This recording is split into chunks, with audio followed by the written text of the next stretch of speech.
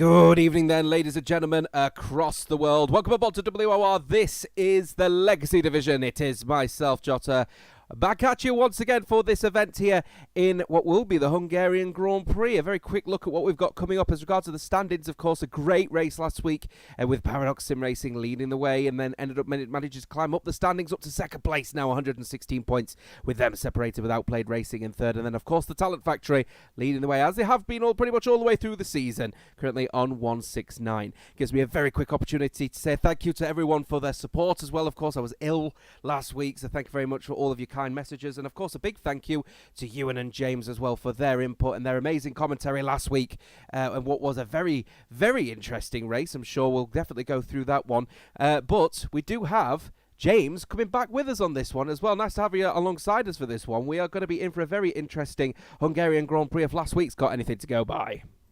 It is honestly going to be absolutely fascinating, of course. From last week, we had that PSR 1-2 with Nick and, of course, Smokey, who wrapped up that first and second in Austria. Good evening, by the way, to everyone that is tuning in from around the world, as you've mentioned. It is going to be interesting. Qualifying one is just about to begin, which I'm glad to report. Thankfully, we're not too late. We did have a few issues in terms of the lobby, i.e. me hosting as well. So if anything goes wrong, just blame it on me.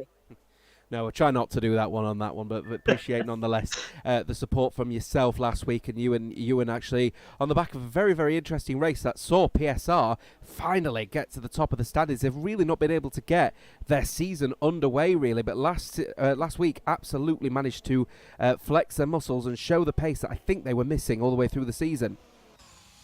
Definitely so. And I think that the way that they conducted themselves as well, Nick was absolutely electric last week in Austria, and as well with Smokey, he did a fantastic job being the backup man, if you like, for the PSR team. They've closed up the gap, of course, on Talent Factory, who are currently running away with things out in front.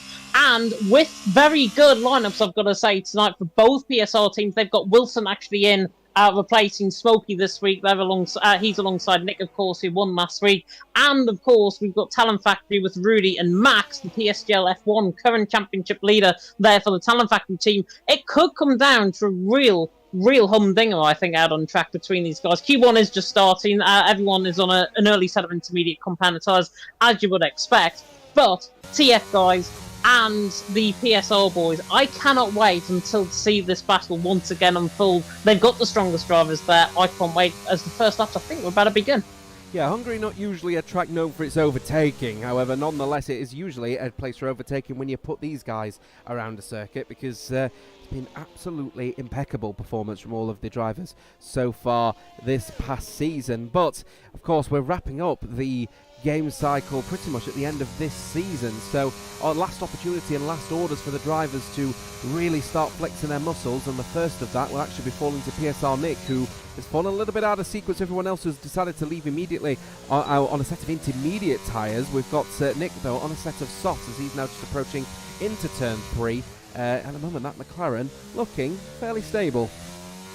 It is looking very stable indeed, coming through the right-hand return number 4, just catching the curb there on the inside. You can do that and run off camber of the corner without getting invalidation. Nick coming now through the left-hand return number 5, 27-1 in the first sector. He flicks the car now right onto car killer corner, as I'm going to call it tonight, through turn number 6, and then through the chicane of turn 7 and 8. And so far, this has looked a really assured lap from Nick, as he nearly hits the 100-metre board on the exit of the corner, through the left-hand return 9, then through the right-hand return number 10. Might be getting my corner numbers mixed up here, but coming into the right-hander now of turn 11, and then into the right-hand return number 12, through the middle sector split, 53.9. Not a bad middle sector split at all from Nick. He is doing a fantastic job so far. Of course, track evolution will be really, really key, and track evolution, of course, will evolve as this session goes on. But Nick coming through the final couple of corners, bit scratchy there, coming out of 13, bit oversteery coming through that corner. Slinky goes quickest. Nick's going to obliterate that, though, with his time on the run to the line. It's a 1:15.5 to start off the night, and we should get into the 1:14s.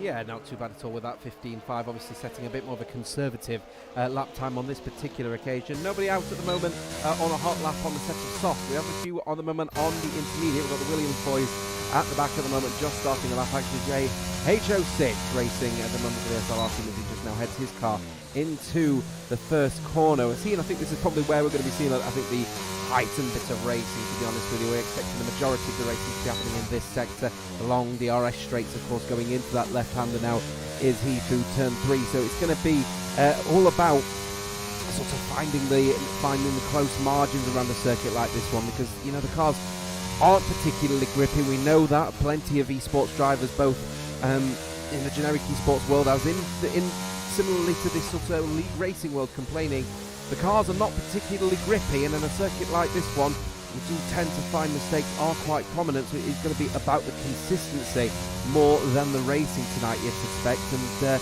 that actually falling out of favour for PSR. They might have managed been able to get the 1-2, it goes a bit wide as GHO6 abandons that lap after track extending. We are expecting that consistency is going to be the key around a circuit like this one. That doesn't fall in favour of PSR, definitely falls in favour of Talent Factory, so they just need to find that flow, and if PSR manages to nail it, we are expecting that maybe, just maybe, they could finally get their season underway, as Race Roller just coming across the start-finish line to start his lap.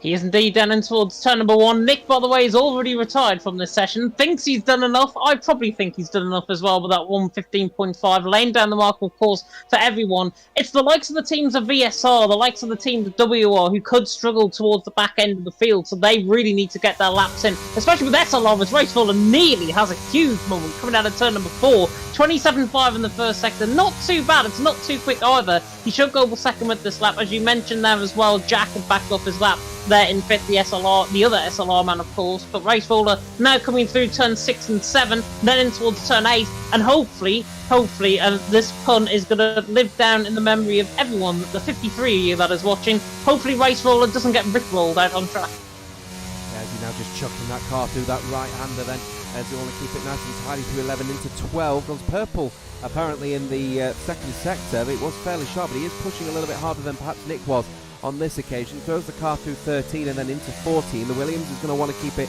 nice and tidy as SLR looking to keep up with the actually relatively good form that came off the back of what was a very good Belgian Grand Prix for them. Here he comes then, Race Rollers, he comes across the line, says 16.6, he's 1.1 seconds slower than PSR Nick. Obviously a uncharacteristic L from Codemaster suggesting he was purple. He wasn't on that particular occasion. Intermediate tyre runners now switching over to the soft tyres. This is all happening as we're just looking at WOR's Dan Screen, who's on an out lap. He is on that lap indeed, and a very late actual change for WOR. Namaya was supposed to race for WOR coming into tonight. Dan Screen, the absolute GOAT, I've got to say, in console tier 1 back in season 13. He is going to be looking, of course, to try and get a very good lap in. He's back in the pit lane though, so a bit odd. He was going on the sort of soft compound tyres. I was convinced he was going to go for a run, but he's not. He's back in the pit lane. Clearly just want to get a bit of a sight for the track, I think, and that's probably the best thing to try and approach things. Rusty and Wilson are on out laps at this stage as well. Wilson especially coming through the final sector as well. Evening, by the way, to everyone that is in the chat, as the WOR, as Lucas mentioned there in the chat as well. WOR and NRX have qualifying bans for tonight. I believe it's Levi taking the qualifying ban for NRX, and then for WOR, I believe it is going to be Dan Spreen who's taking the qualifying ban for WOR. Yeah, obviously just getting out on the circuit so he can confirm his setup, because we know the wonderful further glitch that comes from WOR for WOR potentially and NRX. If a driver doesn't go out there and set at least something on the board, or at least leave the track with the setup, they'll end up having the default setup, which is going to be a massive inconvenience to those drivers. Here's a look at the standings again, as we're just having a look there at, I believe in the background we've just got Rusty, the man of the moment for NRX, currently the 5th place team at the moment on 37 points, so looking more like a best of the rest title happening at the moment for NRX at the moment. They were really flying in what we expected to be flying in the tournament, but so far 5th place them on 37 points, and in front a big gap between them and Visceral Racing at the moment on 4th. Outplayed Racing dropped to 3rd then on 107, with Paradox Sim Racing's 1-2 rising them to 2nd. Talent Factory still leading though with a big chunk on 169. So Talent Factory really flexing their muscles and been really good this season. That super consistent form that we expect from Talent Factory is what is needed at around a circuit like this one, as we're just on board now with NRX Rusty, and he is the man of the moment. Probably the biggest informed driver on Xbox at the moment is Rusty in that Aston Martin representing the Nexus team. It's going to be pretty critical here for Rusty, because he is the man of the moment, but consistency is not the key, or not the thing really with him at the moment. After, I think I remember actually, it was the British Grand Prix that really didn't fall in his favour. Yeah, definitely. And Rusty, from my experience, certainly of commentating on Console Tier 1 this season, he has been pretty consistent. He's been one of the championship leaders there as well. And when his consistency is really put down on track, he can absolutely fly. And the NRX-man's now flying through the left-hander of turn number 13 and then in towards the right-hander of turn number 14. And this will look a really assured lap. Wilson, by the way, went second at 15.7, as well as a 16.6 there from Racefall, who I think as Rusty now comes to the line, goes second. That's more than adequate enough, I think, to get through in the session. 8 minutes to go in qualifying one. It's Nick out on top, Rusty second, Wilson there in third. But now we are about to see many of the drivers. Rick through the first sector, 27.2, not looking too bad. Max just through the middle sector as well. So the PS boys, certainly quite a few PS boys, are now on a lap. Yeah, Talent Factory just throwing Max then through turn 11 at the moment. Looking fairly sharp, actually, is the Talent Factory throughout the season. Of course, leading the way. Consistency is their top priority at the moment. As he's just heading through now turn 13, and that big left-hander can make or break a lap for some. So far, been fairly clean for the TF driver as he now heads through that final corner and then floor it across the line, mounts the curb ever so slightly but comes across the line and does go P6 overall with a 1:59, 4/10 of a second slower than Nick, and his teammate who's just behind him as well by a little bit over 200ths of a second. We've got other people on lap at the moment. We've just had Shizu's Aureline just come across the line for 11th now, with Asicombe up to 10th. Obviously top 15 go through, so plenty of drivers still yet to settle out, one of those being WOR's Diago Silva at the moment. Dan Speed's still not on a lap, so we can safely say Dan Speed is not going to be serving his ban on this occasion, but Diago Silva is not doing his team any favours with a spin through that final corner and a missing chunk on that front wing. Yeah, right side unplate damage, unfortunately for Diego Silva. It is so easy, I think, to get caught on the outside curb. I think, however, he's trying to ride the inside curb and then he spun basically in towards the pit wall. So unfortunate, because he's now had to do a full lap around. Luckily, he's still got 6 minutes left to get back round. But if that was a little bit later in the session, if that was 3 minutes ago, he would not be able to have time to get a lap in. So Diego Silva down in 15, 27.3. I'm not, however, convinced by Max's lap. I know Francesco and Slinky have gone slower. Max with a 15.9. I am not convinced that's going to get him through to Q2. Yeah, it's going to be a bit of a tricky one if that is the situation, because they really could do with getting through to Q2, especially when they've got two drivers definitely going to be knocked out in Dan Spreen and Levi at the moment. VSR Lucas still can't set a lap time at the moment after invalidating on his fast lap, and we've got Outplayed Racing's Nando just leaving the pit lane now in the Alpha Tauri, so he'll be on his way to start a lap probably in the next minute and a half. He hasn't got a lot of time actually to get a good lap in at the moment. Those that are definitely through though at the top, all five teams at the top, 5 drivers at the top, all from different teams. You've got PSR, Talent Factory, Outplayed Racing, NRX, and FRA, obviously representing through Shizu, I think. Oh, no, pardon me, TV8. So, you know, as it stands at the moment, you know, you've got 5 different teams in the top 5, looking like it's going to be a bit of a mixed bag for certain. As TV8's Ogween just coming across the line in 9th place at the moment, as Team Valor looking to get their season really up and running, down in 10th at the moment, are they? Yeah, definitely so. Of course, Aurelian and Ogween there in 9th, Aurelian there in 10th. 15.9's a little bit more convincing, I think, even though Max is about 400s up. I'm still not convinced. Nando, by the way, is just about to go on to lap the OP man down in 20th position. The man who famously actually made his debut with me in commentary on PSGL F2, which I think is fantastic. I'm getting to see him once again out on track here in the Legacy division, which is fantastic. OP have been very consistent this season. They should look to try and really give the attributes there to Nando. He has been quick around this track before, so watch out for him. I'm going to literally stake him out now. Could be one of the fastest PS guys on the grid tonight. Could be. He's at the moment, he's at the back without a representative lap time, albeit he hasn't actually set a proper lap time as it stands anyway. So here he comes then going through into turn 3, and Nando obviously wants to try and keep as close to the apex as he can. Going for the later apex but missing it, and his oversteer just really not looking comfortable. Of course, I think he's going a little bit off camber at that corner as well. Going for the late apex is risky, but worth it if you want all your time. Really chucks the car through into turn 6, and I must admit, really flying high at the moment is this Outplayed Racing driver, who's looking so sharp as he then heads through into the next couple of corners, and he has backed off in the end. So again, I think that may be just a call to come off of the throttle, maybe because of what happened at turn 2. It just did not feel grippy at all on the rear, so it's going to be another attempt, but he does have a little bit of time at his disposal. Of course, now all of the bottom 5, 16th through 20th are the drivers that are going to be knocked out. Now, crucially, all of the drivers haven't set a representative lap time. Diogo Silva, I believe, actually wouldn't qualify. He's out of the 107% if I do a math correctly on that one. So he wouldn't even qualify full stop. He wouldn't even get through anyway as it stands. He's down in 16th as he sets a outlap, but still, again, not looking fairly sharp even on the outlap here. I'm wondering if Diogo is not feeling comfortable at the moment in that Alpha. Definitely looking so. Avatar, I hear your comment, by the way, in the chat. I'm just turning myself down on my end. Hopefully everything is okay. I have a very, very loud voice, so apologies if that is coming through over Jota's end more than anything. Nick Adams, top Rudy in second. That's a coming third. 3 minutes to go in the session. Nando is just setting up on a lap. And Diogo Silva, yeah, you mentioned that, 27.3. That wouldn't get him in the 107% rule, as you mentioned. So the WR man has really got to try and put on the line, considering he is the only WR driver in Q1 with Dan Spreen taking that qualifying ban. It remains to be seen as Nando goes quickest in the first sector. Diogo Silva invalidating the lap. He needs to try and get another run in. WR are hanging on tenterhooks here. They could have both drivers out in Q1, which I don't think would be good for the home team. Well, Rusty retires then in the pit lane, happy with fourth, and I would be as well.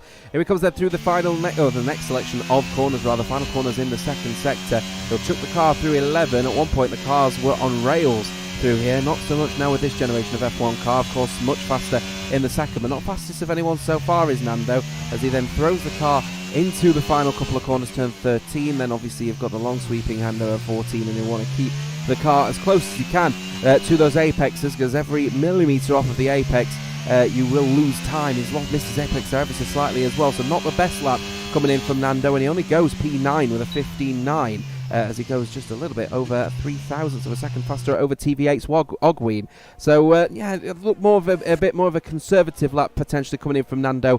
Not particularly comfortable potentially with setup, I wonder.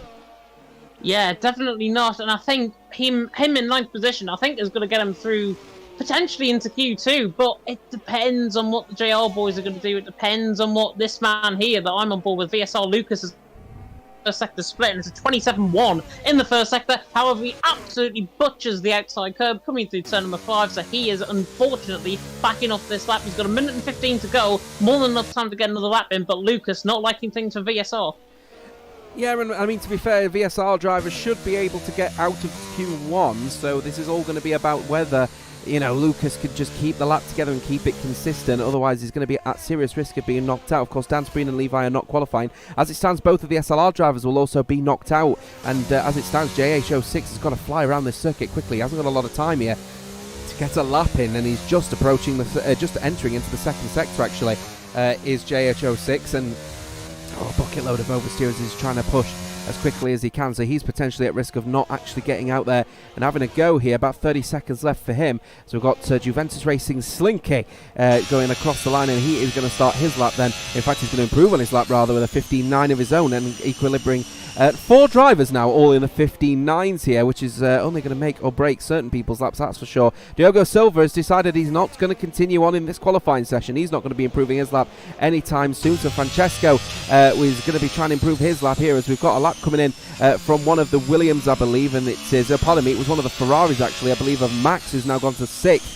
Fastest overall. Here comes the Haas then of Francesco for Juventus Racing. He'll be taking the checkered flag on this occasion. Comes across the line, does improve, but stays only 14th fastest. Diogo Silva will not improve. JH06 looking to improve if he can help it. He is on a lap in the end. His teammate just able to improve in the second sector by a 1/10.5. As he comes across the line now, he stays 17th fastest overall on that occasion. So it is all going to be about whether JH06 can improve. He can't, because he's just spun. So that is end of qualifying, unfortunately, for Summit League Racing, and that will be over and done with. Lucas, on the other hand, actually a little slower in the second sector than his 28.3. So obviously a backed off lap, but looking to be a bit more conservative on this occasion as he chucks the car then through the final couple of corners, does that Mercedes, and VSR will be happy to get both drivers through at least here, and it will be at the discount of one of the WR drivers, and both WR drivers will be knocked out if Lucas can improve as he comes across the line right now, and does only go 14th fastest. At WOR have lost both of their drivers on this occasion, one through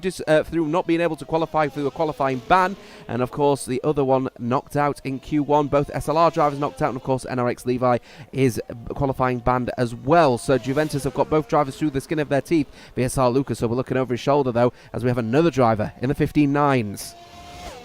I was watching on board with Lucas's lap there, honestly, and I thought he was not going to actually qualify. He had a huge mistake coming out of turn 14 through the final corner, and honestly, he was literally on the limit there. He could have easily went 15th. He had a 210 buffer to play with at the end of the day, but Lucas was very lucky to get through Q1. He'd be very, very lucky, I think, to get through Q2. He's there in 14th position, but it's Nick out on top, it's Rudy in second, it's Aurelian there in third, and it's very humbling, I think, to see, from my end, certainly, 3 out of the top 4 RPS guys, which is very good, but I'm not holding above hope for Q2 and Q3.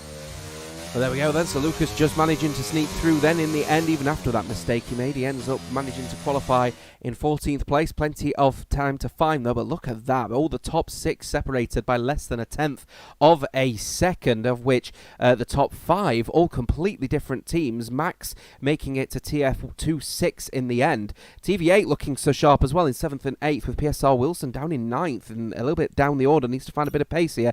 And then Emracer for VSR rounding out the top 10. Towards back, Rick, Nando, Slinky, Lucas and Francesco qualifying into Q2. Diego Silva, though, JHO6 racer, other Dan Spreen and Levi all knocked out. Our continued coverage of this Hungarian Grand Prix will continue in just a few short moments.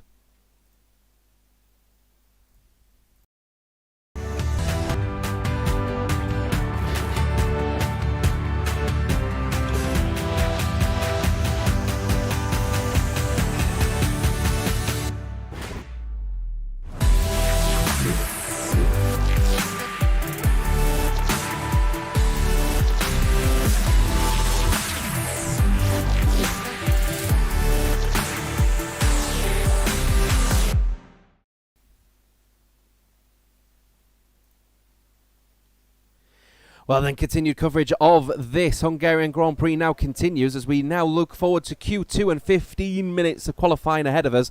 The whole of the grid that was qualified through to Q2 separated by less than half a second. The top 6 separated by less than a tenth. Impeccably close as the Hungarian Grand Prix usually brings, James. We're looking forward then to the next round here. Early indications are suggesting that nobody is favourite. Nobody is favourite. Nobody is favourite at all. I think given how Q1 has went, it looks completely wide open. And honestly, it is fantastic, I think. As Nick, by the way, had a little bit of drama. He left the session at the end of Q1 there. He's back within Q2, so he's just literally joined the session, which is good. Could have been potential drama there for the PSR man, but he is back in. The drivers are now leaving, of course, the grid for Q2. I'm going to put a prediction out there. I think the Aventus boys might struggle to try and get through. Slinky and Francesco, they were at the bottom end of the field in Q1, so I think they might struggle. The Shazoo boys, I think, should be quite comfortable getting through. It could be, honestly, it could be anybody's game. One mistake around this track, and it will go completely to pot, and that is all you need to get through to Q3. Just keeping an eye on Rusty at the moment as he's just now heading his way through the chicane, the right left-hander in the middle of the track, and it's going to be all about that sort of pace here now in this Q2 session, because we are expecting, of course, now with the new regulations of Formula 1, everyone will be on the soft tyre. You don't have to sneak on the medium or the hard tyre if you want to qualify on X, to get through to Q3, because at the end of it you have the option to start on any tyre you want now, and that is all going to be about that solid pace now. So with that out of the window, it's all going to be about drivers such as Rusty here. Again, the man of the moment, and probably the man in form on Xbox at the moment. He needs to just calibrate out all of the sort of minor scuffles that have happened this season and just focus on the task in hand here. Of course, leading NRX alone in qualifying, with his teammate qualifying Ban starting at the back. Here comes Rusty then as he heads then into turn number 1, the number 30 Aston Martin. Again, just keeping his apex nice and tidy. On the throttle a little bit later though than maybe you would anticipate from a driver like him. So obviously just trying to keep it nice and tidy, nice and cool, nice and easy through into turn 4, and looking like he's going to be a little bit more on the conservative side. We'll see how the car does. He chucks the car into there. Oh, he absolutely nails his apex though. We're going through turn 4 into 5, and again looking to me as if he's just keeping turn 1 to himself and hoping that turn 2 and 3 work out wonders for him. Yeah, looking good so far, I've got to say, from Musty. A little bit squirrely on the exit there of turn number 8, then coming through the left-hander of 9, 10, and then through eventually in towards the right-hander of turn number 11. And this has looked a very assured lap, I've got to say, from Musty so far. He comes through that middle sector split, coming through now, 54.1, pretty much on par with what we were seeing with the top guys in Q1, so do not be surprised if the lap times are different. Avatar, I see your comment there. I'll run through the standings in a second as Musty now comes through 10, 13, and 14. Nando was the first one on a lap. He goes with a 16.3, so not a bad lap there at all from the OP man. Francesco was 16.4. Rusty, however, obliterating the whole lot of them. 15.8. That's more like it. Beautiful lap from Rusty, and he's out on top early on. Yeah, and then he's got then the TV8 Stokey coming across the line with a 16.3 of his own, but Shazoo flexing a bit of muscle here with a 16.0 and 16.1 of their own here, as we've got PSR also on laps as well. We've got Wilson just heading around turn 13 at the moment, looking to try and get something going here into turn number 14, as PSR looking to continue on in their good form with that 1-2 that they carry from last week. Here he comes then, Wilson, as he comes across the line and does go fastest of anyone so far with a 15.5. M-Racer for VSR, 15.6. So really, really impeccable lap times coming in. Nick, unfortunately, not getting a lap time in on this occasion. Lucas will, though, as he comes across the line now, and he'll be setting, unfortunately, a little bit of a lean back 133.1. So obviously decided to abandon that lap, and he is going to have another go on this occasion. Advantage PSR. Advantage PSR indeed. Nick, however, has invalidated his first run, so that is not bad. That is bad news for the PSR man. Of course, still 10 minutes left to go in the session. He looks like he's going to go for another run as well. Very impressed, by the way, by M-Racer. They're in second, formerly of PS. Of course, joined Xbox, I think, a couple of years ago now. And M-Racer's done a fantastic job, the VSR man. He's ahead of Rusty. Makes you think, though, Rusty, with that 15.8, where he's actually going to find the time from. And is he going to find the time on M-Racer and Wilson? He could be in trouble, potentially. I mean, everyone's 16.3, 16.4s, but as the session goes on, if we get to see everyone towards a 15.8, 15.9 standard, Rusty could potentially be in trouble a little bit later on. Joining us, by the way, in the chat, good evening to everyone that is in the chat. Talon Pack leading the way in terms of the standings on 169 points, while we've got a little bit of downtime in terms of the laps here. Paradox Sim Racing in second, 116. Outplayed Racing in third, 107. Then VSR in fourth on 92. A huge gap, though, to Nexus in fifth on 37. Shazoo in sixth on 35. Juventus Racing in seventh on 32. WOR Esports in eighth on 23. Then Summit Racing in ninth on 20. And then Team Valor in 10th on 17 points. As Ogwin just preparing up for an outlap, I believe, coming through the final corner for the Team Valor team.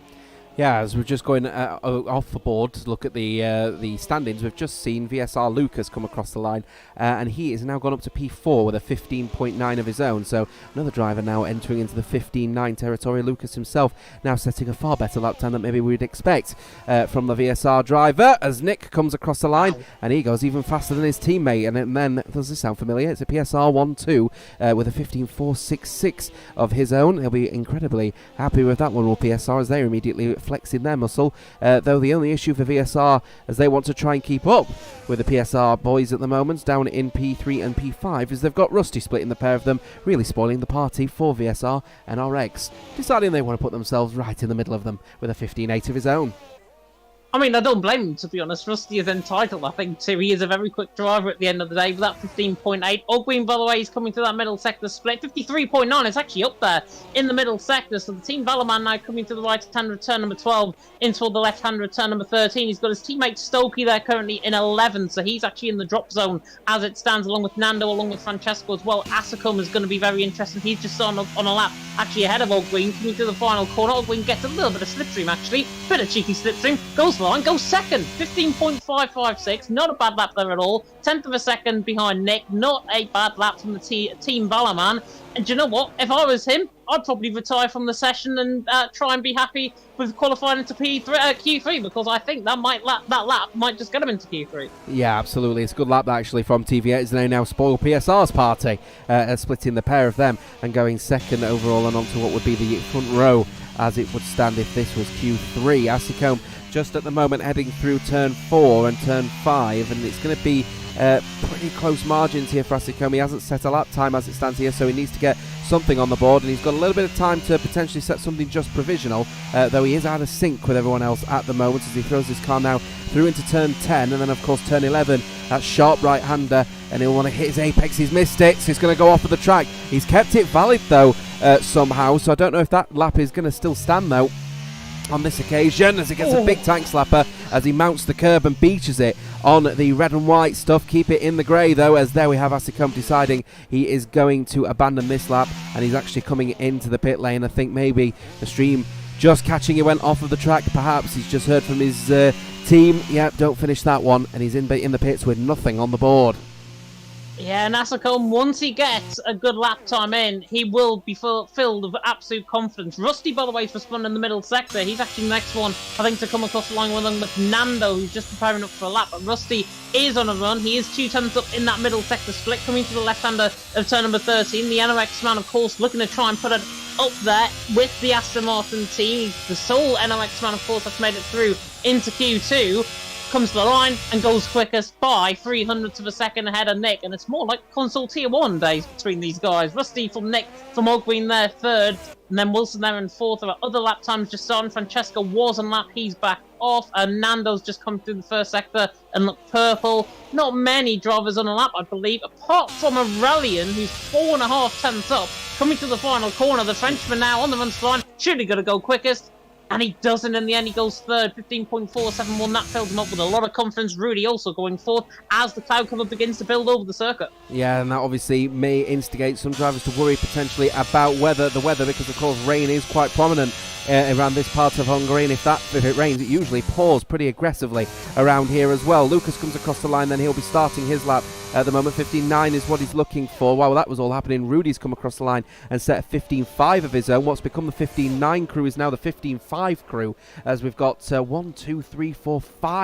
drivers in the 15.5s as it stands at the moment, and that means we've got P4 and P8 separated by less than 900ths of a second. So every 10th will count, every 100th will count around this circuit as it stands at the moment, because we've potentially got people being knocked out by up to and near around about 100th of a second if this has got anything to go by. Lucas is just on a lap himself here, looking to improve. He's out as it stands for VSR with a 15.9. VSR looks so sharp earlier on in this qualifying session. Suddenly now they've got a little bit of pressure behind him, and actually Lucas has given up on that particular occasion. Racer will come across the line then, and he will start his lap. 15.627 is what he's looking for if he wants to get on the board here, as we've got one of the Talent Factory drivers, looks like Rudy, has just entered into the pit lane, and he's happy at the forefront of the 15.5s, but I'd be looking over their shoulders here, because as I said, every 100th counts. With 4 and a bit minutes to go, track evolution still happens without the rain falling. They could end up being in a good position. Wilson then looking to try and get out of the 15.5s if he can help it. He comes across the line right now, and he goes fastest of anyone so far with a 15.43, 5,000ths of a second faster than Rusty. As I said, every 10th and every 100th and every 1,000th is now going to count here, with the rain certainly looking like it's ever so close here, because the conditions have got seriously overcast and foggy in the last minute or so.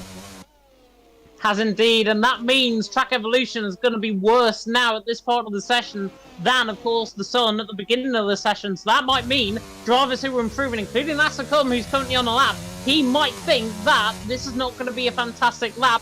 Should fit him into what is a 15.5. He was quick through the first sector, around a 24 flat in that first sector, now through the middle sector split, and Asicombe 53.8 is looking absolutely electric on this lap. The Italian now comes to the right what a lap. turn number 12 as Racer now goes quickest for the 15.3. Fantastic lap for the VSR man. What did I say about track evolution? Just throw that out the window as Asicombe now comes through the final couple of corners. The OP man on the run line, the sun glaring into the camera angle there through the line, and Asicombe now goes quickest at the 15.315. Fantastic lap from the PS man. He's out on top. My word, this qualifying session is closed. And look at where Rick is. He's in 11th. 1:15.592 currently is in the danger zone.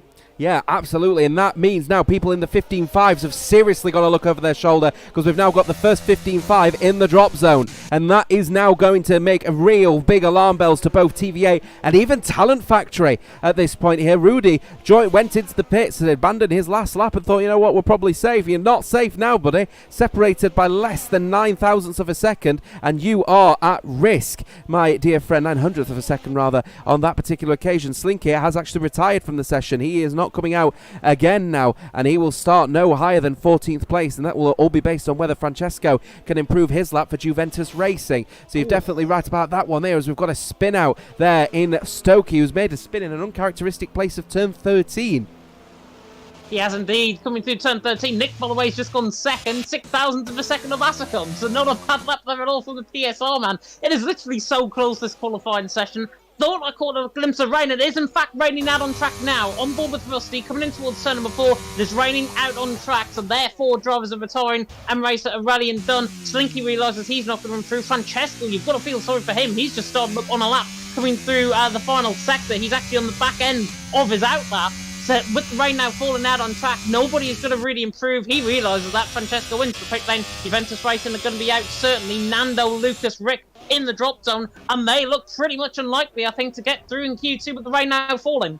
Yeah, and you know what? That one is going to hurt Nando personally, because his teammate managing to scratch up the fastest lap of this qualifying session so far, he's going to be knocked out of Q2 and he will not be taking part in Q3. One of the Shazoo drivers will disappear, and crucially, one of the VSR boys, Lucas, is also going to be out of qualifying. Both Juventus drivers, as you rightfully predicted, James, are struggling to get out of Q2. They're certainly going to be out in 14th and 15th respectively. DRS now disabled, which is the great indicator that the intermediate tyre is now the tyre of choice, though I must admit it is still quite dry out there. If the rain continues on in this sort of small peak here, the difference between Q2 and Q3, we may still be on the choice tyre being the dry tyre, in which case it's going to be a little bit mad at the start of Q3. Otherwise, it will be an intermediate stint all the way to the end. All we do know, however, is that will be the end of Q2, and as it stands, look at that gap between this being qualifying and being knocked out. It is less than 0.02 of a second between Shazoo's Rick and TV8 Stokey. Mighty close stuff. 2 TV8 drivers, they're through. 2 Talent Factory drivers are through. 1 Shazoo, 1 NRX. We've got 1 VSR, both of the PSR boys, and the leading driver is the sole outplayed racing driver of Asicom. Great stuff. We're going to be through to Q3 in just a few short moments in this one, but early indications, James, looking like Outplayed Racing really flexing their muscles, but separated by only 0.06 of a second. Still anybody's game here. It is anybody's game, and Nick's lap time actually has been promoted 1,000th of a second. It's actually 5,000th of a second now between Asicom and Nick, which is just fantastic. You have to feel sorry for Rick, though, down in 11th position. I mean, 1,400ths of a second is literally the difference between you qualifying into Q3 and then you being out in Q2. Absolutely horrible luck from the Shazoo man. They have got 1 driver in, of course, in a rallying. Asicom, though, out on top by 4,000ths of a second. It's been upgraded even further. Racer there in 3rd, 400ths down with Wilson in 4th, Rusty there in 5th, a rallying there in 6th, Rudy in 7th, Max there in 8th, Ogween in 9th, Stokey in top 10, so Team Valor get both of their drivers through. Rick, Lucas, Nando, Slinky and Francesco in the end, all out of the session in Q2, so it's now a real question of who is going to come out on top in Q3. And I've heard from Sem, who's a representative from the Team Valor Racing, apparently it's going to be quite wet in Q3. We'll have to see. Continued coverage continues in just a few short moments.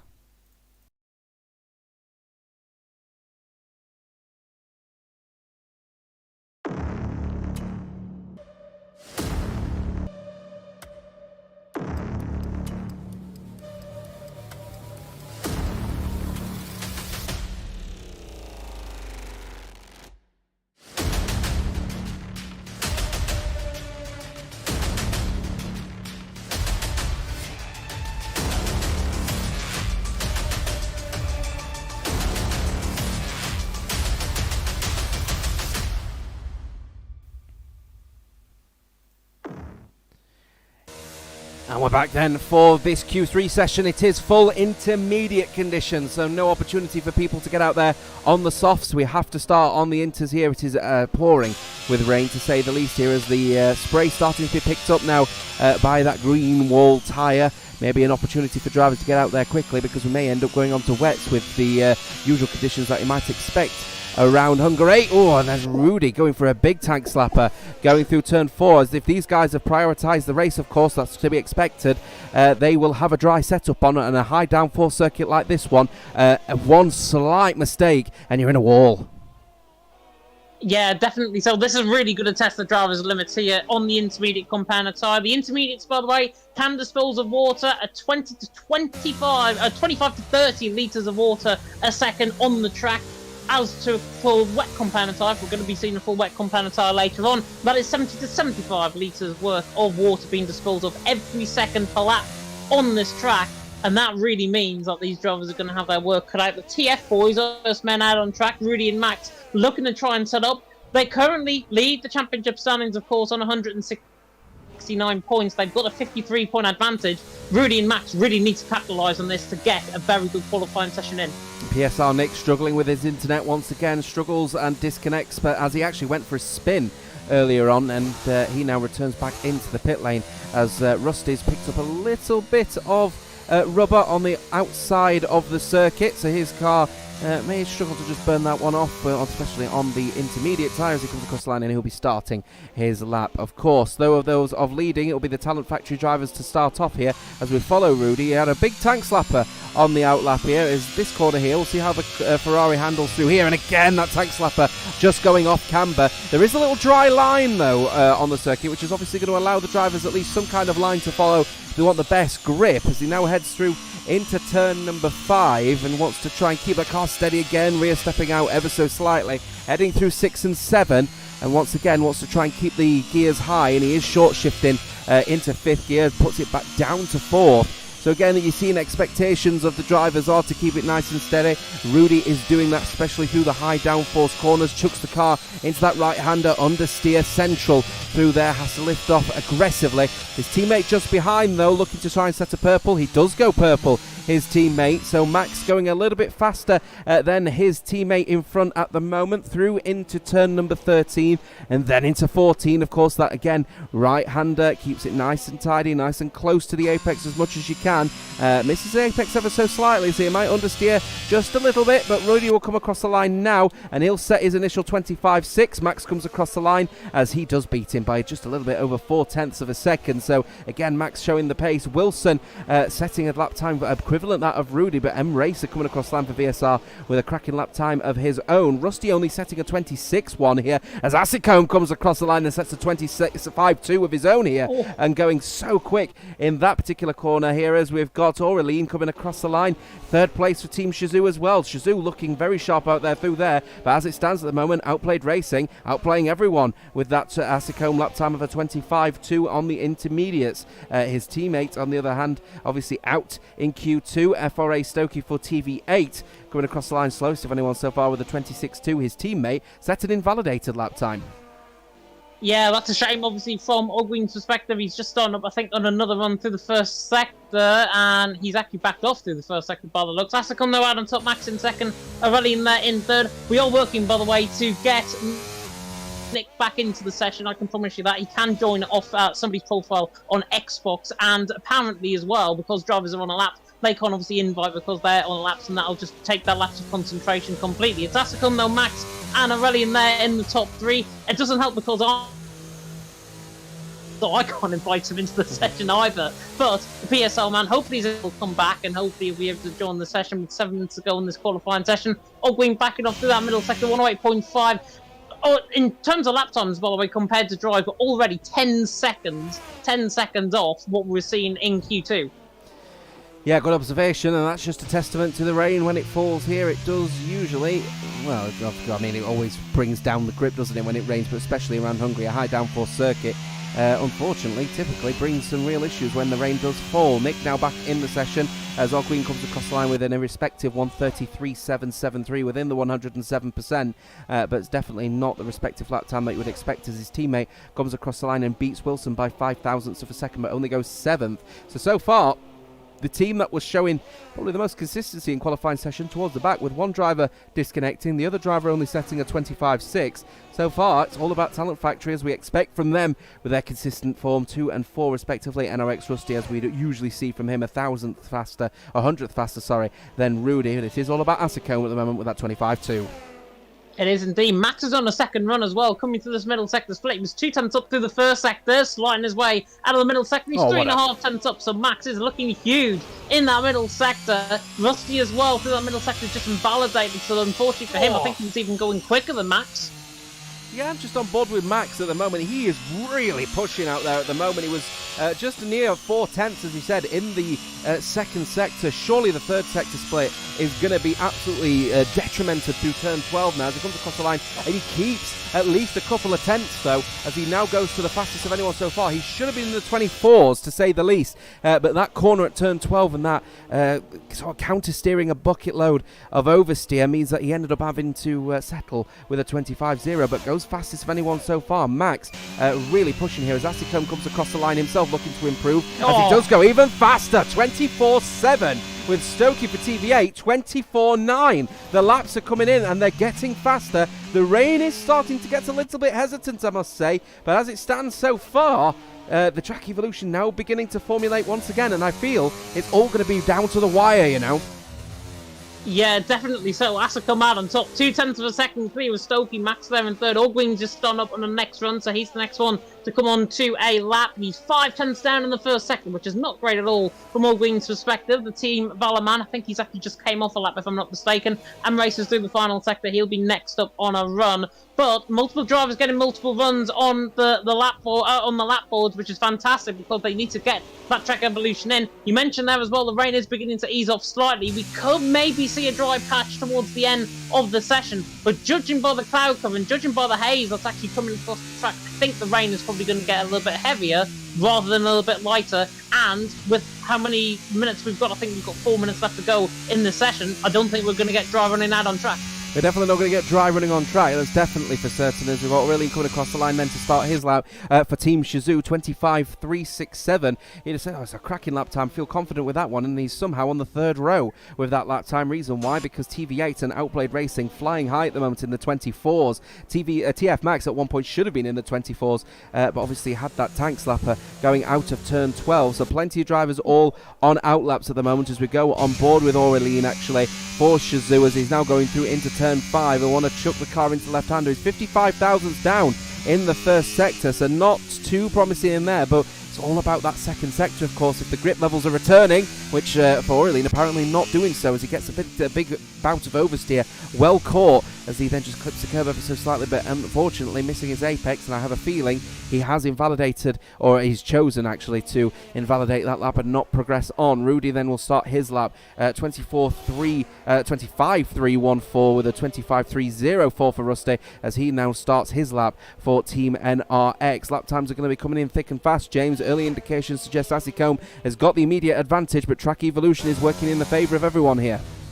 Track evolution is really working in the favour of everyone, but there are puddles actually coming through the left-hand return of the right. There's puddles actually formed on the right-hand side of the circuit. I'm aboard with Nick coming through this part of the lap, through the middle sector, and he is a 1:01.3, so he's off in the middle sector compared to what we've seen with Asicombe and Stokey. He is really flinging that car about though, and that is why I think he's losing the time. The PSR team currently 9th and 10th, an absolute shallow realm away from their 1 and 2, of course, in Austria last week. Wilson and Nick need to up their game, and they need to up their game quickly if they are to get on pole position, as Rudy and Aurelian, as you mentioned, are on runs. There's a real risk here. PSR might struggle here. 26.0, then obviously not a provisional lap time coming in from Nick.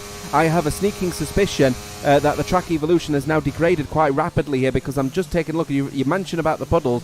The dry line is also starting to become rather precarious, to say the least, as we go back on board with Nick, as he chucks the car then into turn 3. He'll want to hit the apex as early as he possibly can to try and avoid the off-camber corner, and with the puddles forming here, as Asicombe is actually retired in the pit lane, he doesn't believe there's any more time to find than the 24.790 he found earlier on in this session. 22 thousandths down in the first sector for Nick, and a big bucket load of oversteer going through 5. Well caught and kept it in a straight line though, so he was able to keep the power down as late as he possibly could, as then he chucks the car through into 6 and 7, and once again the car just not looking stable, really fiddling with the steering wheel. He's out of ERS as well, so he's going to struggle down the few straights that there are through this corner here. 1:25 to go. We'll see what his second sector split is as he comes across the line right now, as he will come across the line, and he is actually 2 tenths up on his previous lap, but that's still only going to put him in the 15.8s as he really is struggling as he mounts the curb through here. I'm wondering if we've actually seen the best of the track conditions here, and that little peak just came at the last second as it looks like Nick has given up and he's going to have one more go, but with no ERS available at his disposal, PSR are leaving Nick out there to just do the best he can down that final corner, and here Nick goes, and he will be wanting to give it a go here. Wilson is just behind, by the way. He will have another go at this one as well. I suspect we've got TVA also around on a lap as well, and they're going to have one more go. The Aston Martin of NRX Rusty might be on his final lap, though, I must admit. And in fact, he's on an invalid lap as it stands as well. So he might be over and done with here as he chucks the car here. 30 seconds to go. TVA drivers Ogween and Stokey are on laps here. And it looks to me as if Rusty's just giving the position up to the Talent Factory drivers as Aureline for Shazoo retires from this occasion here, as Rusty will then come across that final corner. He's going to be leaving it very, very late indeed. I think we're down to the last 10 seconds as he'll now come across the line, and he will at least get a good lap time in here. So it will be the Mercedes of M Racer that will set the final lap here in this one here, and immediate indication suggesting to me he is retiring from that session, starting no higher than P8. PSR, where has it come from them? They are the 41 thousandths down is Nick as he goes onto the grass, and that's his lap over and done with. Nick has invalidated it. Will be 9-10 for PSR. Ogween is looking to try and improve if he can help it. TF Rudy is looking to find some lap time, as well as Rusty and Max are all in close proximity here, as well as Stokey looking to improve, but he is 3/10 down. So I have a feeling that will be it for qualifying, James, and the first indications immediately coming to spell here is that Asicombe has got pole position, and he has been absolutely fantastic in Q2 and Q3, and a well-deserved pole for Outplayed Racing. And what did I say at the end of Q1? If he gets a lap in, he'll be one of the fastest PS guys on the grid. And look what's happened. He's now on P1, out on the track. Just call me Mr. James. That's a come out on top. Stokey in second, Max in third. As you mentioned, the track evolution is getting worse out on track, and that's why drivers are not improving. We've seen many invalidation on their laps as well. Stokey is on a run, but he's a second down to that middle sector, so he's going to be going absolutely nowhere near Asicombe in terms of this lap, unless he's got a jet propel in that Red Bull, which he hasn't. He's coming across the line, and he goes 1.7 seconds down, so we were at that crossover period, and judging by the rain now out on track, the rain is always going to get heavier in the session rather than relent. Rusty toward the line as well. He was only 9 tenths down, in fact, on his lap, but that's the end of qualifying. Asicombe out on top. Stokey second, Max there in third. Fantastic lap from Asicombe, and in the end, 2 tenths comfortably clear of the rest of the field. There we are. TVA have absolutely flexed a bit of muscle out there tonight as well. The TV8 team down at the bottom of the standings overall in 10th have got one driver on the front row alongside Asicombe, who flew high for Outplayed Racing. He's on pole tonight by just over 0.2 of a second from Stokey from Max. Rusty is in 4th with TF Talent Factory, 3rd and 5th through Rudy. Aureline for Shazoo looking sharp as well in 6th, with Ogween in 7th. We're disappointed he's actually down the order by about 0.3 on his teammate. M Racer only 8th place for the VSR boys, and PSR just could not get that lap together. As soon as the rain fell, they start in 9th and 10th respectively. We'll continue on with our coverage of this amazing Hungarian Grand Prix and what is going to be a real mixed bag. The race has certainly got something to play for. We'll be back in just a few short moments.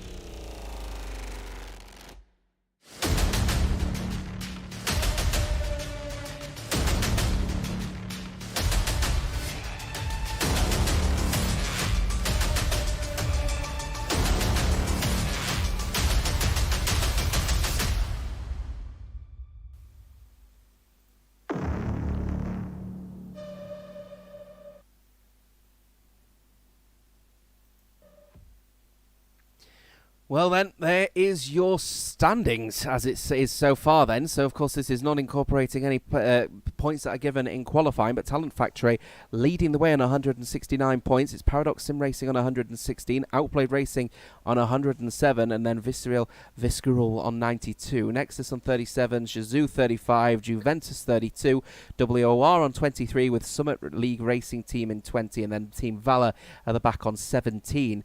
Team Valor absolutely needed those points, James, to say the least. They are now on their way to what could be some really big points finish here, especially through Stokey. Flying high, isn't he?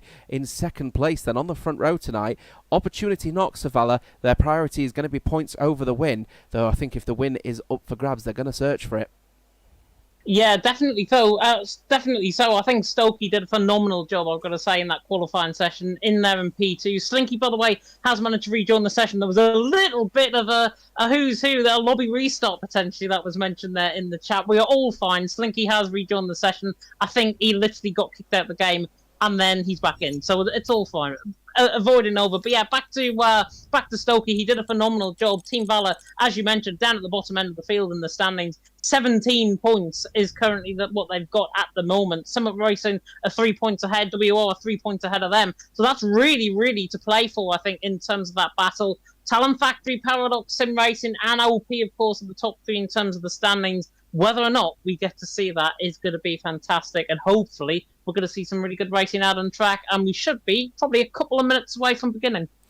I think Luke putting his foot down, saying no, there won't be a restart on that one. We'll say we'll keep an eye out on that one. And of course, if anything does end up happening, we'll obviously inform any information back at you guys. But in the meantime, that is the situation report for the towards the back. Towards the midfield, though, Team Shazoo also going to be really, really happy with Aureline's performance because he's managed to get himself 6th overall. They're 6th in the standings as well on 35 points. So it's an opportunity for them to close down the gap on Nexus. The only issue is Nexus through Rusty is flying high as well. Now Rick is in 11th of the stands at the moment, so if he can get a good start here and get a jump, Rick could be a little bit of a saving grace for Shazoo in their little battle against Juventus and Nexus. They are going to hope that with Rick gaining positions, if Juventus struggle, they'll be able to pull the gap on Juventus and potentially put some inroads on Nexus, assuming any situations regards of Levi, who obviously didn't qualify. He starts at the back in 20th tonight. You know, what is going to be the mindset of Team Shazoo here? They've got 2 drivers relatively close, one in 6th, one in 11th. They can prioritise Rick and really push up the standings here, especially with PSR just in front. If they can, in the hope that PSR, calls some traffic, they can put their nose in and earn some big points tonight in that battle for 5th. Yeah, definitely. So I think certainly from Aurelian's perspective, his focus is going to be entirely on the race. He's the only man in the top 10 for the Shazoo team, and I think they're going to be really prioritising that and prioritising him more than anything else. Rick can be there as a bit of a second wingman, if you like. If he gets up the field and overtakes a couple of guys off this race start, it will be fantastic, I think, from a Shazoo perspective, if that does happen. If that does happen, Rick, of course, can be on the back of Aurelian. He can then back up everyone else into each other and then cause a little bit of a slipstream train, cause a bit of a DRS train. And then, of course, the overtaking in that is going to be very hard. So Shazoo, their game plan, I think, is to try and make progress in the field, especially with Rick. However, though, when we get into the race, which will be starting in just a moment, I'm hoping it'll start in just a moment, but it is going to be fascinating. Whatever happens, the Shazoo boys are going to be right up there. I am absolutely guaranteed in terms of the racing and in terms of Aurelian, because I think personally, if from a Shazoo perspective, and I know Joey there in the chat is probably going to absolutely out me by saying this, Aurelian is probably the quicker driver rather than Rick, so I'd be prioritising them if I was the Shazoo team. And I will correct myself and say Aurelian instead of Aureline, which seems like some kind of dental mouthwash, doesn't it, actually? So apologies, Aurelian. I will get your name right eventually. But the situation report for Shazoo obviously means that they're in 6th at the moment. They could actually earn some big points off of NRX tonight, assuming Levi can't make some moves, because, of course, this is a track not known for its overtaking, albeit in a circuit of this caliber with these kind of drivers, overtaking actually might be possible. 30 seconds to go then before we get going. In about 15 seconds, what's your thoughts and who's your favourite for victory, James? Oh, it's going to be close. I wouldn't rule out the PSR boys. They're starting 9th and 10th. They finished 1-2 in Austria. This might not be their same track, but they could be up there. And if you're going to push me for race winner, I'm going to go Rusty for the win. Rusty for the win then. Answers on a postcard in the chat. Let us know who you think your favourite is as those drivers are now lining up on the grid. We're going to get going for this Hungarian Grand Prix. It's 1, it's 2, it's 3, it's 4, and it's 5 lights. It's 5 lights, and they are A.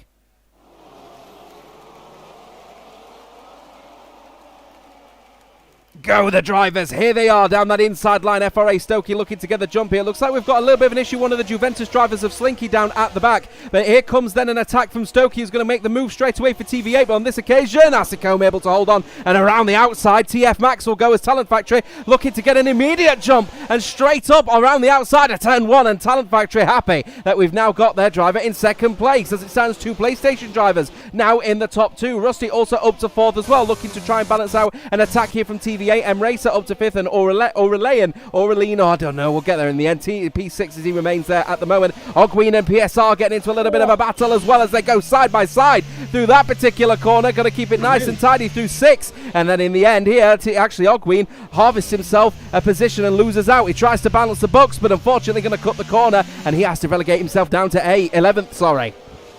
Nick, by the way, got the move done around the outside of turn number 5, which is absolutely sensational from Nick. He's doing his into 9th. Lucas there in 10th. Ogween now pushing himself down into 11th. Diogo Silva, by the way, on a set of medium compound tyres. Slinky also on that set of mediums. And now Ogween and Lucas are side by side into the final couple of corners. Through turn number 12, Hungary to dry there on the outside. There was also now the Atari running wide of Nando in the background. Ogween and Lucas still side by side. This could cause a big split in the pack. Nearly a second already, the guys, between Lucas and Ogween. And Lucas just parks the car up the inside. If that's one way to get past, then that's another way. Lucas Fernie's into 10, and now Rick is on the back of Ogween as we go into lap 2. Yeah, and Rick is going to want to make this move as well, because Ogween was compromised going down the straight here, so it's going to be a late breaker going into 1. He's got the opportunity. He puts his car there. In fairness, Ogween gives him the space, but Rick says no, but that position is now mine, sir. And up to 11th he goes. It keeps his 11th place. Ogween having an absolute shocker for TV8, down 5 positions in just the first lap alone, as Slinky looking to get the butt on the jump. Levi is back in the pit lane, so NRX now dropping those points potentially. Opportunity knocks for Team Shazoo to get some big points here. They need Rick to start making some moves. Yeah, and with Levi, I think that was a front wing change, if I'm not mistaken, as well. From the Aston Martin's perspective, the NRX man down in 20th position. That is clearly a front wing change. 8 seconds, of course, added on to 18-second pit stop around here. So he's down on the back of the field. Not great news for the NRX boys. Great news, though, for the OP man. Avasa come out on top. He's already had a slipstream range to Max. 8 tenths clear out in front for Max there in second, and Stokey there in third. Max responds with the purple middle sector out of everyone on the track. Slinky's on the back of Dan Spreen there, having their own private squabble for 18th and 19th. Everyone now settling down, though. Position gains, as you mentioned there, Jota. Asicum is still staying in the first position. Max has gained 1. M-Race has gained 3, so most positions gain goes to M-Racer. Most positions lost, as you mentioned. Ogween and Slinky down 5 positions. Slinky, I think, was more letting everyone go off the race start as we were on to lap 3 with DRS now enabled. M-Racer starting to lose a little bit of time to Rusty, though, now falling a little bit under 3/4 of a second, and that potentially could be letting sort of VSR think about what they're going to do with M-Racer if they start to struggle and leave the DRS, as Stokey has done on Talent Factory Max at the moment. They really are starting to breach now out of that DRS territory, which is actually going to be pretty critical at a circuit like this, considering the DRS zones are pretty much the only areas where you can overtake around here when you're in shorter, faster proximity around the grid, around the circuit rather, as Talent Factory Max looking to keep within touching distance of Asicombe. He's managed to find at least a couple of tenths on Asicombe. Stokey, on the other hand, has just left the DRS territory, and that is going to allow Rusty to potentially breathe down the neck of the TV8 driver, who is looking to try and get their first podium of the season. There's a yellow flag in the middle sector. I think that's Dan Spreen. That's going around on the curb coming through turn number 9. That's a shame for him. The WOR man down in 19th. I think he hasn't got front wing damage. I think that was just purely a spin on the inside curb coming out of turn number 9, so unfortunately he's down at the back of the field. Stokey, you mentioned there in third. Brett Norman in the chat mentioned as well, it's a marathon, not a sprint. Come on, TV8, and that is good motivation for the man in P3, who was under pressure from Rusty, of course, who was championship leader in WR Console Tier 1. I think he still might be Console Tier 1 current championship leader. He's there in fourth. There could be a move further down the field. Diogo Silva on the back of Nando looking quite interesting, but everyone just running line astern once again in towards turn 1. Asicombe Max currently 1.2 seconds clear of Stokey, but Asicombe really needs to get Max outside of a second, because you do not want the PSGL F1 championship leader on the back of you as Dan speeds into the pit lane, and that might be him done for tonight. Outplayed Racing are happy they've got Asicome in first because they're going to maybe, just maybe, get in a real good position here, as we've actually got Dan Spreen retiring in the pit lane. Despite the fact that Levi needed to change his front wing, he's decided to carry on racing, and it's only took one spin, and Dan Spreen's decided to retire in what I think is a bad show for the home team, WOR Esports. But nonetheless, that's just my opinion. I'll let you guys decide on your own on that one. PSR, Wilson and Nick 8th and 9th respectively. They need to make some inroads seriously quickly, because with Asicome up in first, they are at risk of potentially losing second spot in the standings with an 8th and 9th finish, with Asicome potentially leading to take victory in this race. Of course, 31 laps to go, so plenty of racing yet still to happen here. But as it stands, Stokey, though, has managed to find a couple of tenths, would you believe, on Max. He's still out of the DRS territory, but Rusty has had not particularly great lap. Max hasn't either. Stokey's had a really good lap as such. He's not in the DRS territory, Max, yet, but he's just about to be, whilst Rusty, on the other hand, is really struggling, as we've got a potential spinner, and it's one of the SLR drivers, and it's JH06 has gone for a spin at 14. It is indeed, and he made contact, I think, with Francesco on the exit of the corner. I think Francesco wasn't anywhere near him at the time. It was just a pure spin on the curve coming out of turn number 14. That's unfortunate for the man there down in 18th position, the SLR man, of course. Francesco there in 15, still continuing on. He's got no damage. I think he had to take avoiding action as a result, but him now down towards the back end of the field, down in 18. Need to safety car, along with Levi, I think, to get back into contention of this race, as Max now all of a sudden is beginning to apply a bit of pressure to Asicome out in front. It's 0.6 of a second the gap now, as Stokey has made a huge mistake coming out of turn number turn 7, I think. And this was a huge lag spike from Stokey's end, and I'm just absolutely lying to you all. Rusty, I thought, was on the back of Stokey there. There's a huge lag spike there no matter what happened. Yeah, Stokey's definitely lagging somewhat out there on the circuit at the moment, because he didn't lose any time, actually, to Max or Rusty on that particular half spin. But nonetheless, in that scenario, Stokey remains out of DRS, but crucially, Rusty is struggling to stay in the DRS of Stokey. So actually, Stokey is playing an absolutely mind-blowing trick of staying out of DRS of Max, but staying within the touching distance of him, whilst he's got someone behind him who's on DRS, who's struggling to keep up with him. As we've got Levi, and he's crashed. He's crashed just going through turn 11, and has brought out a full safety car on circuit, and that's brought everyone back up, as everyone will now slow down to 40% of their usual race speed, and the race has not really been blown wide open. We're not expecting medium tyre runners for a very, very long time yet, but it's certainly going to allow all of the track and all of the grid to regain thoughts here. But opportunity potentially knocking here for Diogo Silva and Slinky. They could theoretically go on to hards to the end of this race here. They could. 29 laps on a sort of hard compound tyres is going to be very, very difficult to come by. The sun is beginning to break through the clouds as well, so that will mean the track evolution is going to favour those on a set of hards rather than those on a set of mediums, one would imagine, longer term in this race. Comment there from Ben Hill in the chat also saying Stokey's got internet issues in his area, which is not ideal. Certainly not ideal if you want to be racing there in P3 in a very, very important team event, of course, in Legacy Division. But Dan Spreen leaving the session. He was a last-minute change, as I mentioned, with Nemaya a little bit early on, so don't blame him for retiring. Levi crashed coming through turn number 11. It's such an easy corner to actually lose the control of the car out of. I think he's got caught on the outside curb. He spun then left into the wall, and unfortunately for him, Levi out of the race, and the Hano X-Man out of the race. Not a great start for him. His other teammate, of course, is currently in, and I'm just trying to spy where the other Aston Martin, and of course he's in P4, is Rusty, as I think Diogo Silva is into the pit lane, as you mentioned, he'll be coming in for set of hards. I wouldn't blame, actually, WOR deciding to pit their driver in the hope that he could go to the end of this race, as of course everyone will have to commit to a pit stop. He'll be a pit stop ahead of everyone, whilst everyone has got no opportunity at all to pit here, because they've got to extend that hard stint under the safety car. So no surprises there. The hard tyre surely going to be going on Diogo Silva, and it has done indeed. Medium tyres, though, going on Juventus Racing's Francesco, and it looks like to me potentially another set of hard tyres on Slinky's car. Race Roller, though, electing to also go on a set of medium tyres, as JH06 also coming in, no doubt, for a set of mediums. So it will be a two-stop strategy, certainly for Francesco, Race Roller and JH06, but they're hoping the medium tyres are going to obviously allow them to get some overtaking done, which will be behind the safety car. It's opportunity indeed. But dark horse of this race has suddenly gone to Diogo Silva for WOR. He's not the quickest out there, but he's got the strategy in his pocket.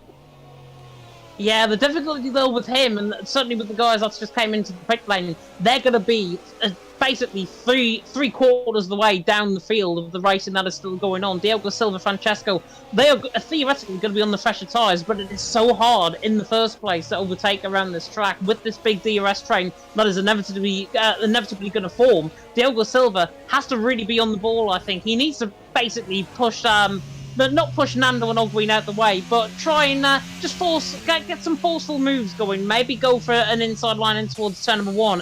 His whole compound tyres, though, will not respond a little bit until later on in this stint, so he's going to be hoping that Francesco and Race Rollers tyres especially, they do not come online immediately. Slinky and Jack, of course, they're down in 17th and 18th. They're also in a set of hards and a set of mediums, respectively. But with the leaders now coming through onto lap 8 out of 35, a fifth of the way through here in Legacy Division, Asicum leading the way, Max there in second, Stokey there in third. Looking through the chat as well, Ben Hill's asking where's Schumacher. I don't know where Schumacher is, to be honest. He was last seen, I think, in PSGL F2 on at Singapore, where he purposely crashed out in the safety car, which I'm just going to come on to. And Avatar saying as well, no chance of hards to the end. Joey also saying, how come Dan Race was George not available? It was meant to be Namaya actually in for WOR. Unfortunately, Namaya was unavailable and Dan jumped in literally last minute. George was unavailable and Dan jumped in last minute to literally with no practice and come here for WOR. Respect him for that, honestly, because if I was him and I was, of course, getting off this commentary to go and race, I would have done that in an absolute heartbeat because I'd be representing the team at the end of the day, and that's what you have to do. I mean, yeah, but then he only represented the team for 4 laps and chose to retire. But nonetheless, he would have actually had an opportunity, actually a really golden opportunity, to go to the end of this race here. Because, of course, he would have pitted for mediums and then he'd have come straight back onto the hards under the safety car. So WOR would have at least had both drivers actually in a really good position. But nonetheless, stands out as is Levi, crashing out and bringing out the safety car. JHO 6 in 18th with Race Roller in 16th. Juventus Racing splitting the pair in 17th and 15th, respectively. And, of course, there's Diogo Silva in a potentially good scenario here. Everyone else in front on the set of hards they have started on, so they need to pit again. Diogo Silva, though, does not have to pit, so he can now theoretically go to the end of the race. It's just a case of whether the tyres will go that far. Safety car is now coming in, so last opportunity for the drivers to get the tyres warmed up as you see them doing the Macarena amongst each other down towards turn number 12. As all of the drivers are going to get themselves ready for what is going to be an impeccable restart, we imagine. Hard tyres are going to be very difficult to warm up, but as you rightfully point out, James, the sun is certainly coming out here. And that is allowing an opportunity for the drivers to really switch on these hards as the stint goes on. And Asicom has decided to go just before the final corner of turn 14. He's not caught Max napping, though, as he'll come out of the final corner. And we do go green again here in Hungary. And now we've got leading the way is Asicom from Max, who didn't get caught napping, but absolutely is not going to be making any overtakes into one on this particular occasion. Other round the border there, we've got the Shizou driver absolutely flying as well. He's kept it very close and very tidy, actually, to M Racer in P6 at the moment, looking to get some big points here, with of course NRX Levi retiring from this race. Big smiles, an opportunity for Team Shizou here, because they can earn some big points off of the back of the NRX's one of their drivers' demise. It's just all about where Rusty's going to finish in the end, though.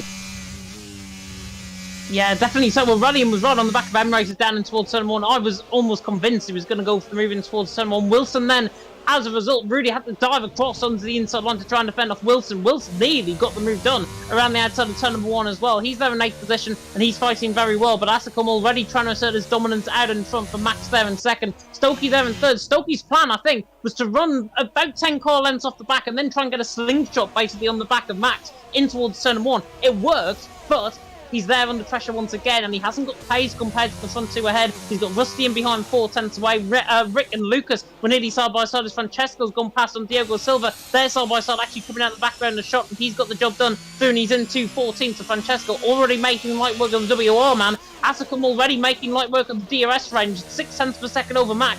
Stokey there in 3rd. Fantastic restart from them as they run line astern as Nando is out of the race through the final corner. Yes, he's binned it at turn 14 and the safety car is out once again. As a result of that crash, it looks like he got on the power too quickly and he's put his car into the wall, and the safety car has been called out once again, as everyone will now slow down to 40% of their race distance. Now, we're not expecting again anybody to be pitting that's off of the hard tyre at the moment, but those on the mediums, Francesco, Race Roll and JHO6, might benefit from this and decide to pit once again to get back on the hard tyres that they started on, and in that circumstance would allow them to finish this race, because of course they've done their short stint on the medium tyre. Now everyone in the top 12 are going to be absolutely livid that they chose not to pit, because that would have been a massive benefit to them. But in the end, it is what it is. The safety car out once again for the next couple of laps at the very least. Surely we're expecting the bottom 6 at the very least to consider a pit stop. Probably not Diego Silva or Slinky, but Francesco, Race Roller and JHO6 certainly on that one. But Outplayed Racing have lost a driver, and that is going to allow big smiles potentially on the case of PSR, because now one of their opponents in the standings is now out. They've only got one other driver that potentially could be taking points off them. Fortunately for them, though, it's Asicombe, and he's still in the lead. Yeah, Asicombe still leading the way. Max there in second, Stokey there in third, of course, under the safety car now on lap 10 out of 35. Looking through the chat, by the way, Evan's saying, holy safety cars. I know. I have put it on reduced as well. These are reduced safety cars that are coming out now. So it literally is 3 laps later, we've had another safety car in this race. I wouldn't be surprised, honestly, if we get another one, as PSR actually splitting the strategy, which is very, very interesting indeed. Wilson into the pit lane, 25 laps on a set of mediums. I think absolutely have no chance. But what he could be doing here is going into a set of medium compounded tyres. He's going to be at the back of the field, and then he'll transition once again back onto a set of hard compounded tyres from to get in the end of the race. And if that is what the PSR guy has got planned, that is actually quite a smart move. Well, I think we've just got a line coming in there from Tom Roberts for Team Shizou. Nando's insane run of form comes to an end. That says the driver for the Shizou team. And of course, coming off the back of comments I think you mentioned earlier on, James, what was that, Nando? Is going to be one of the leading drivers in this one, I think was the words. I think an apology may be needed for the commentator's curse. I think that was impeded across the face of Outplayed Racing's Nando on that one. So as we've just got comments in the chat, I was just about to say this one here.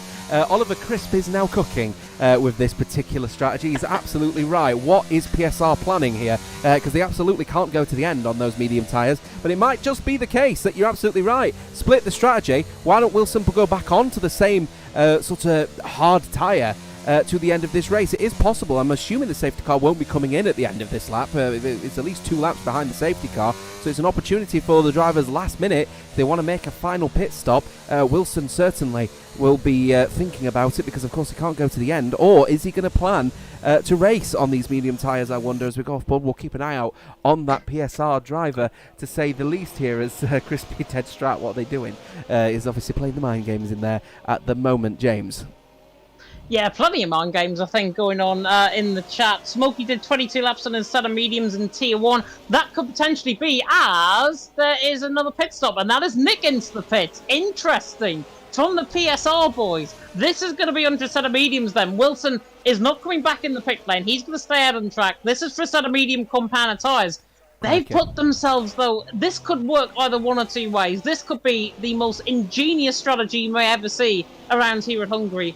Or, because I personally think the tyres are not going to get to the end of the race, this perhaps could be a very bad call, because they're going to be behind Slinky, they're going to be behind the 2 SLR boys, then they're going to be behind Francesco and Diogo, who have already got those tyres essentially warmed up. PSR, 16th and 17th, they have got to hope, ideally, for another safety car sooner rather than later. If not, Wilson and Nick perhaps could be in big trouble. Yeah, it's risk versus reward that's been lined up here, and whatever Crispy is cooking at the moment, it's extremely spicy. With 16th and 17th respectively, Wilson and Nick are going to have to fight through the standings on a set of medium tyres that have got to go 24 and 23 laps respectively. As you rightfully point out, with one driver, I believe WOR, I think it was Luke mentioned as well, that Smokey did 22 laps on a set of mediums in Tier 1, but that no doubt will have needed some tyre saving measures, and when you've got to overtake potentially up to 15 cars in front of you, tyre saving is going to be a bit difficult around here, to say the least. Lap 12 of 35 will be getting going at the end of this lap, one suspects, and the early indications, the safety car is coming in, is that Asicombe is going to be taking some big points out of PSR if this doesn't work here, and this may end up putting Outplayed Racing potentially right back in the mix for a P2 in the standings. And Talent Factory, of course, will be singing from ear to ear, because they've got one driver in their competition in the standings well out of sight in Nando crashing out, and of course PSR aren't even in the top 15, never mind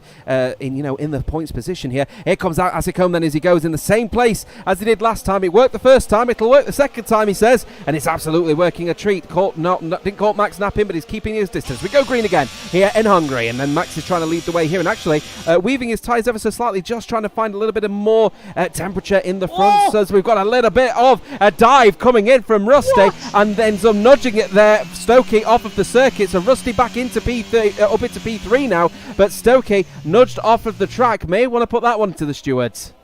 There was no nudge off the track at all. That was just an absolute late send from Rusty to the inside line of turn number 1. That was Daniel Ricciardo West, quite literally. There's also side-by-side, I think, in the background. Slinky and Wilson were side-by-side. Wilson threw already on Slinky, and he's through and he's into 15. But that was audacious, to say the least, from the NOX man. One of his teammate, of course, Levi, already out of the race. Rusty, showing why Rusty is one of the best on the console tier platform. He's there for third. Absolutely sent Stokey for an absolute mug. And Rusty threw and he's into third and did it absolutely comfortably in the end. Stokey, that little bit of a twitch that you mentioned, was actually on the outside curve. There was no contact involved in that at all. Crikey, good overtake then in the end from them, as we've got a swap of drivers happening at Williams, and there is the Summit League Racing team deciding to switch their drivers. Now, don't be deceived by the 6-lap-old medium tyres. They're barely 1 lap old under the 2 safety cars, that's for certain. Wilson looking to get closer here. Then, of course, they've gained 1 position on Slinky, who's on 6-lap-old hards. He's looking to just keep his race going. Of course, Diego Silva still in the prime position, you'd have to argue, though. Francesco on medium tyres, looking to actually get an overtake done, potentially on TV8's Ogween, but chooses in the end not to go for it, but he's actually got in the wing mirrors of Ogween and absolutely snapped him out of position in that one. He's got the DRS to try and get the overtake redone, but in the end, relegated back down to 11th. Great overtake from Francesco, now into 10. And Wilson's trying to force the inside on, and Jack as well, coming out of turn number 4 and now up the hill and towards turn number 5. He's not going to get the job done from that far back, though, in towards turn number 4. But in the end, Jack goes wide, and Wilson trying to go all the way around the outside of turn number 5. If he pulled this move off around the outside, it will take balls of steel. But in the end, Wilson has to try and dive it into the inside on the chicane, try and get in Jack's mirrors. Jack is doing a phenomenal job at this stage in 14th, with, of course, that race roller ahead there in 13th. The SLR boys are trying to hold up Wilson in an absolute treat. Nick in behind as well, being held up in an absolute treat. But Wilson is still on the back of Jack, coming through turn number 11, now towards turn number 12. I think the best place now for a move for him is down in towards turn 1, unless he can force him in for a mistake in the final 2 corners. Yep, we'll see what happens then as he goes through into the next corner then of turn 13. And once again, the 2 Williams in close proximity to Diogo Silva in 12th at the moment. DRS now enabled, so that DRS will now be available going into turn number 3, as Wilson is going to keep in close proximity, using overtake to try and get as close as he possibly can to the Williams. But unfortunately, the 2 Williams are helping each other out here, unless JO06 decides to make a one hell of a dive on Diogo Silva. Gets the switchback, though, does the Alfa Romeo, and keeps on to 12th. But he'll have the inside line with JO06, and that move is taken as Summit League Racing get themselves up to 12th place, splitting the 2 drivers, as Diogo Silva relegated to 13th. Remember, on a hard tyre that will definitely go to the end of the race. Certainly the medium tyres are going to be careful here as they go into turn 5 and 6. And at the end, the race roller not going for the move on that occasion. And again, Wilson and Nick continues to be held back. And with every lap that's going by, they're going to be in a real spot of bother when it comes to managing those medium tyres, because of course they've got to go a distance. While this is all happening, by the way, the clouds are starting to form over the top of Hungary once again, over the top of the Hungaroring, and that's only going to benefit those on the mediums as the track begins to cool. It is indeed. Wilson still on the back of Jack, and he's still trying to force the move, and maybe into the first move in towards turn number 12. The McLaren dives it down the inside on. The Williams gets caught up on the apex. Beautiful car positioning from Jack there at the end of the day, and he's still there in 14th position. Wilson there in 15th. It's still trying to find a way through. I do not know how he has not got this overtake done. He's just literally sitting back on his laurels. Rick, by the way, is on the back of Lucas coming across the start-finish line as well. He's not going to be close enough, though, in towards turn number 1. Back and forth with Wilson on the back of Jack. Is he going to get the route done in towards turn number 1? Surely going to sold them for a late dummy to the inside line at turn number 1. The Alfa Romeo as well locks up with Diogo Silva just ahead. That gives Jack a little bit of a... It's coming out of turn number 1. Around the outside now, maybe in towards turn number 2. Wilson trying to go all the way around the outside for the Paradox Sim Racing team. Tries to hang it all the way around the outside at turn number 3. And the McLaren, do you know what? Might just get this forceful move done. In the end, you have to get your elbows out in Hungary. And that is elbows out to an absolute brilliant extent. Brilliant stuff from Wilson. In the end, Jack hung, drawn and quartered on the outside curve. Nick now through, and he's into 16th still. Whoa, what a launch off of the corner! Inside of the chicane. What a launch off of the corner, and the move is done! going through turn 6 and 7, and he spun him! Race Roller goes for a spin as a result of that one. Nick got a real push out of turn 5 and trying to put the pressure through 6 and 7, and now the SLR driver relegated to 17th as a result of that one. Nick could be in trouble, and PSR really don't need this right now. What a dive! Going for Wilson into the next corner, going through into 10, and that moving into 11 rather. That move is now done and dusted, and now up to 13th. What problem is, he's out of DRS territory to JHO6, and he's got no ERS, which is going to allow Diogo Silva to catch up ever so slightly because he's got the DRS. It just may not have the traction on the hard tyre, and here comes Nick looking for the move, though. He'd certainly get close. Look at the ERS he's got, actually. He might actually end up having to consider a swap between Wilson and Nick as they go into the corner, and the move is well and truly done going into 1. Switchback potentially for WOR's Diogo Silva, but in the end, the grip is just not there. He's down to 15. Brilliant stuff, though, out on track. Wilson through, he's into 13th. Nick there in 14th. I agree with Choco there in the comment section. He couldn't really do anything about that. Going around 2x2 into the chicane around Hungary does not work. And at the end of the day, Nick had to try and risk that as Race Roller has just picked up the first 3-second penalty of the night there in 12th position. Wilson there in 13th, Nick in 14th. He couldn't do anything about that at all. Through the chicane, it is difficult to go side by side through there at the best of times, let alone the worst of times. And that was the worst of times. And speaking of Wilson, tries to lunge it back, not around the outside of turn number 11. Surely not. He is right on the back of the SLR man, coming through turn 11, and in the end, he's hung out to dry there on the outside curb, and Wilson's not going to get this job done around. But as you mentioned, him now with the ERS, are they going to swap the cars? Nick's got 75% of ERS. It makes sense to, and he's on a lap pressure. Yeah, the issue is as well with Wilson putting all that pressure on JHO6. He's managed to get him out of the DRS territory of the car in front as he goes for the dive down into 14 as JHO6 makes a mistake. But he will have the grip going out of the corner, but he will have DRS, but no ERS available on the McLaren. And despite the fact that he's got no ERS at the moment. Oh, it's a little nudge there coming in there, though, as it goes for the move down into turn 1. And Wilson gets the bit now. JHO6 collides with Nick. And there is another situation with Nick potentially getting into a collision with another backmarker driver that they will consider. Though, albeit, I think a lot of people are saying there's not a lot of things that Nick can do at the moment, but there is a lot of collisions happening, which is allowing PSR to gain positions here. And there may just be a few stewarding inquiries coming in. Whether or not they fall against or for PSR is up to you guys. Yeah, definitely. So I think Nick, if he doesn't want to be put in the steward's room for that one, I think he should just give the position back out on track and then have done with it, because he's got so much more pace than him. He can easily retake the position if he needs to. But the risk is, of course, Diogo Silva could then overtake him. He's just made a mistake actually coming out the chicane, and he's got Slinky on the back of him as well. But Nick, it was almost a push to pass. It was a bit of desync in there as well. It's going to be hard for the stewards to really decipher that one, I think. But if I was in Nick's shoes, I'd certainly have given up that position and just let him through and then try and get the overtake done, and then it doesn't need to be sorted in the steward's room. Asakun, by the way, came in the pit lane. Rusty also came in the pits as now the leaders are in. Max and Stokey into the pit lane as M Racers has the new fastest lap of the race on a set of hard compound tyres. Max, though, into the pit lane. Asakun and the likes are coming through the final couple of corners. This could be quite close on pit lane exit. So Wilson and Nick now leading from the front, of course. Now they're the leading drivers of those on the medium tyres. Francesco's decided to pit off of the 12-lap mediums, probably for another set of mediums if they've got them available. As it looks like, yeah, it's a fresh set of mediums for the Juventus Racing driver. But 8 laps and 7 laps all means it's going to get a little bit tight here, as we've got further racing happening towards the back here as people are leaving the pit lane. And then we've got Rusty trying to make an overtake on the Max here. And this is pretty critical here in the move here for potentially a podium as they go around the outside line. Rusty holds on to P12 in the end. But look at that ERS management from Rusty. It's been absolutely appalling, and it is dipping below 10% and dipping below 20 at the moment for Max. So the both drivers have been really pushing here. Yeah, they are really pushing indeed. Rusty, by the way, ran off track on the exit of turn number 1, and then he let Max back through to then retake the position at turn number 2. So in the end, it was fair, and in the end, it was well worked from Rusty. But at the end of the day, he shouldn't have really run wide coming out of turn number 1. He got the job done anyways on Max. So he's into 12. We'll gloss over that one, though. Stewart will not have a look into that, I'm sure. M-Racer, though, are rallying into the pit lane as I nearly choked for some reason. Lucas there in 4th is continuing on. Him, the VSL man, is continuing on. Currently in the lead of the race. Wilson and Nick are currently net leaders, of course, with Lucas still yet to come in the pit lane. Wilson and Nick, though, 1-2 in Austria last week. Second week I've done Legacy Division, could be another 1-2 for PSR again, but they're going to be at the real mercy, I think, of the elements of this track, as Asicom's going to get the move done on Race Roller to the inside line at turn number 1, tries to force the move, and speaking of elements, there's a spin coming out of turn number 1, and that is for the man there, that is in fact Jack, that's getting overtaken, that's Race Roller, that's gone round, and now Rusty to the inside line, absolutely forced up to the inside line at turn number 2, crikey indeed, gets the job done, and Rusty's doing his into 7th, making light work in the end. Oh, so aggressive out there at the moment, up to 7th place. Asicom now trying to hold on here. This little battle here was potentially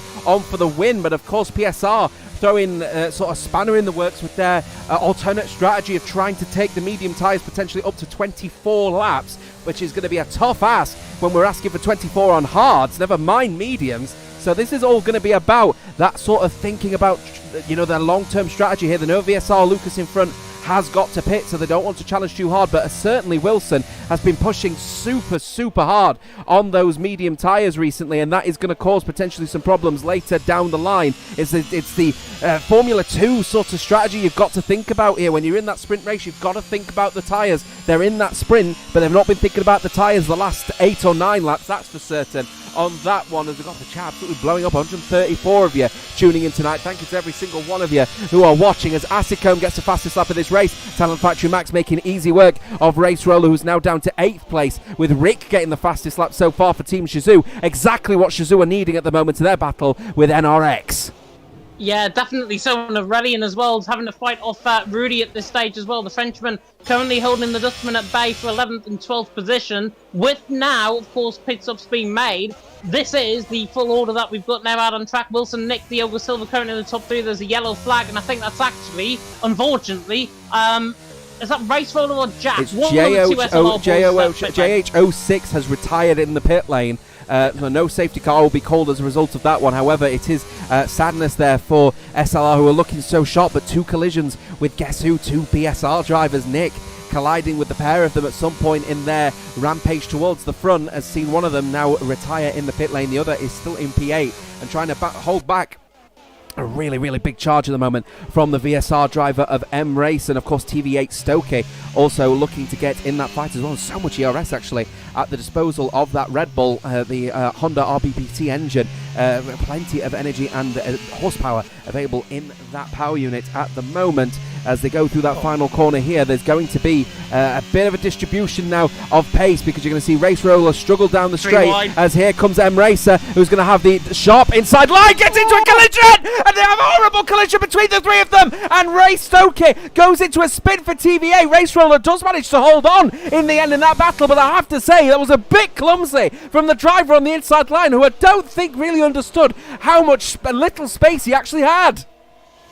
Yeah, there were 3 abreast going across in towards turn number 1, and in the end, M Racer, I think, was on the inside line, gets the job done, and in the end has to back off Stokey, basically. Stokey was absolutely flying through the middle. It was almost like a partner in the Red Sea, like Moses back, of course, at the start of the universe. But M Racer doing his inside. Aurelian now down up in 10th position. That was unfortunate, I think, from Aurelian's perspective, from certainly Jack's perspective there in 9th position. Stokey there down in 13th. You have to feel sorry for the FRA man. The Team Valor man, I should say. He is down now at the back of the field, as Aurelian's going to make light work here of the SL man to the inside line. Turn number 12 as Rudy goes in very deep as well. He completely messes up his braking zone, and Ferrari now, the TF boy, in really trouble as Rick goes around the outside of Jack as well through turn number 13. Brilliant stuff by Rick, gets the job done, and Nick and Wilson also batting out for the race leader, just swapped up Nick through on Wilson for the race leader. Slinky dives it down to the inside line of Diogo Silva, and that's just clumsy coming through turn 1. Guys have got to calm it down out on track, otherwise they're in the stewards room. Yeah, and you've got to keep it very careful here as Slokey goes for a dive into turn 1. He doesn't want a replica of what happened on the previous lap involving Race Roller, but in that scenario gets the move done. But he's very angry out there at the moment. He's now promotes himself up to 2nd in this battle between the hard tyre runners. It's still battling all the way up into turn 5 as Diogo Silva is still battling with Juventus Racing's Slinky. Now they can go to the end of this race here, but they've got incredibly quick drivers on mediums at the moment looking to get the move done. Now Asicom wants to get past these as quickly as he possibly can, because he's got Rusty, who is very aggressive tonight out there at the moment, and he's eager to get those moves done, isn't he, in the Aston Martin. If he has any opportunity to go for the overtake, he will do it. Will that Aston Martin? And Asicombe is going to want to try and get past the hard tyre runners as soon as he possibly can. As here he comes, and he is going to see the gap as he goes for the move around that inside line of turn 11 into turn 12, 13. And they're going to collide once again ever so slightly, maybe on the bodywork, but Asicombe is able to hold on around the outside line. Rusty is going to try for the dive again on the inside line, but he's not going to have the traction. Asicombe will, but he will have the DRS, will Asicombe, as will Rusty, and they're going to have to fight down the inside line. The two hard runners are going to give traction, but it's a lower downforce setup up for Rusty. He's going to go for the dive into turn 1. Asicombe is going to hold on around the outside line. He gets nudged off of the circuit, and they're going to go now side by side. Rusty holds on to P5 in the end, but Asicombe and Outplayed Racing certainly going to make a complaint about that one, even if it is just a slight tap.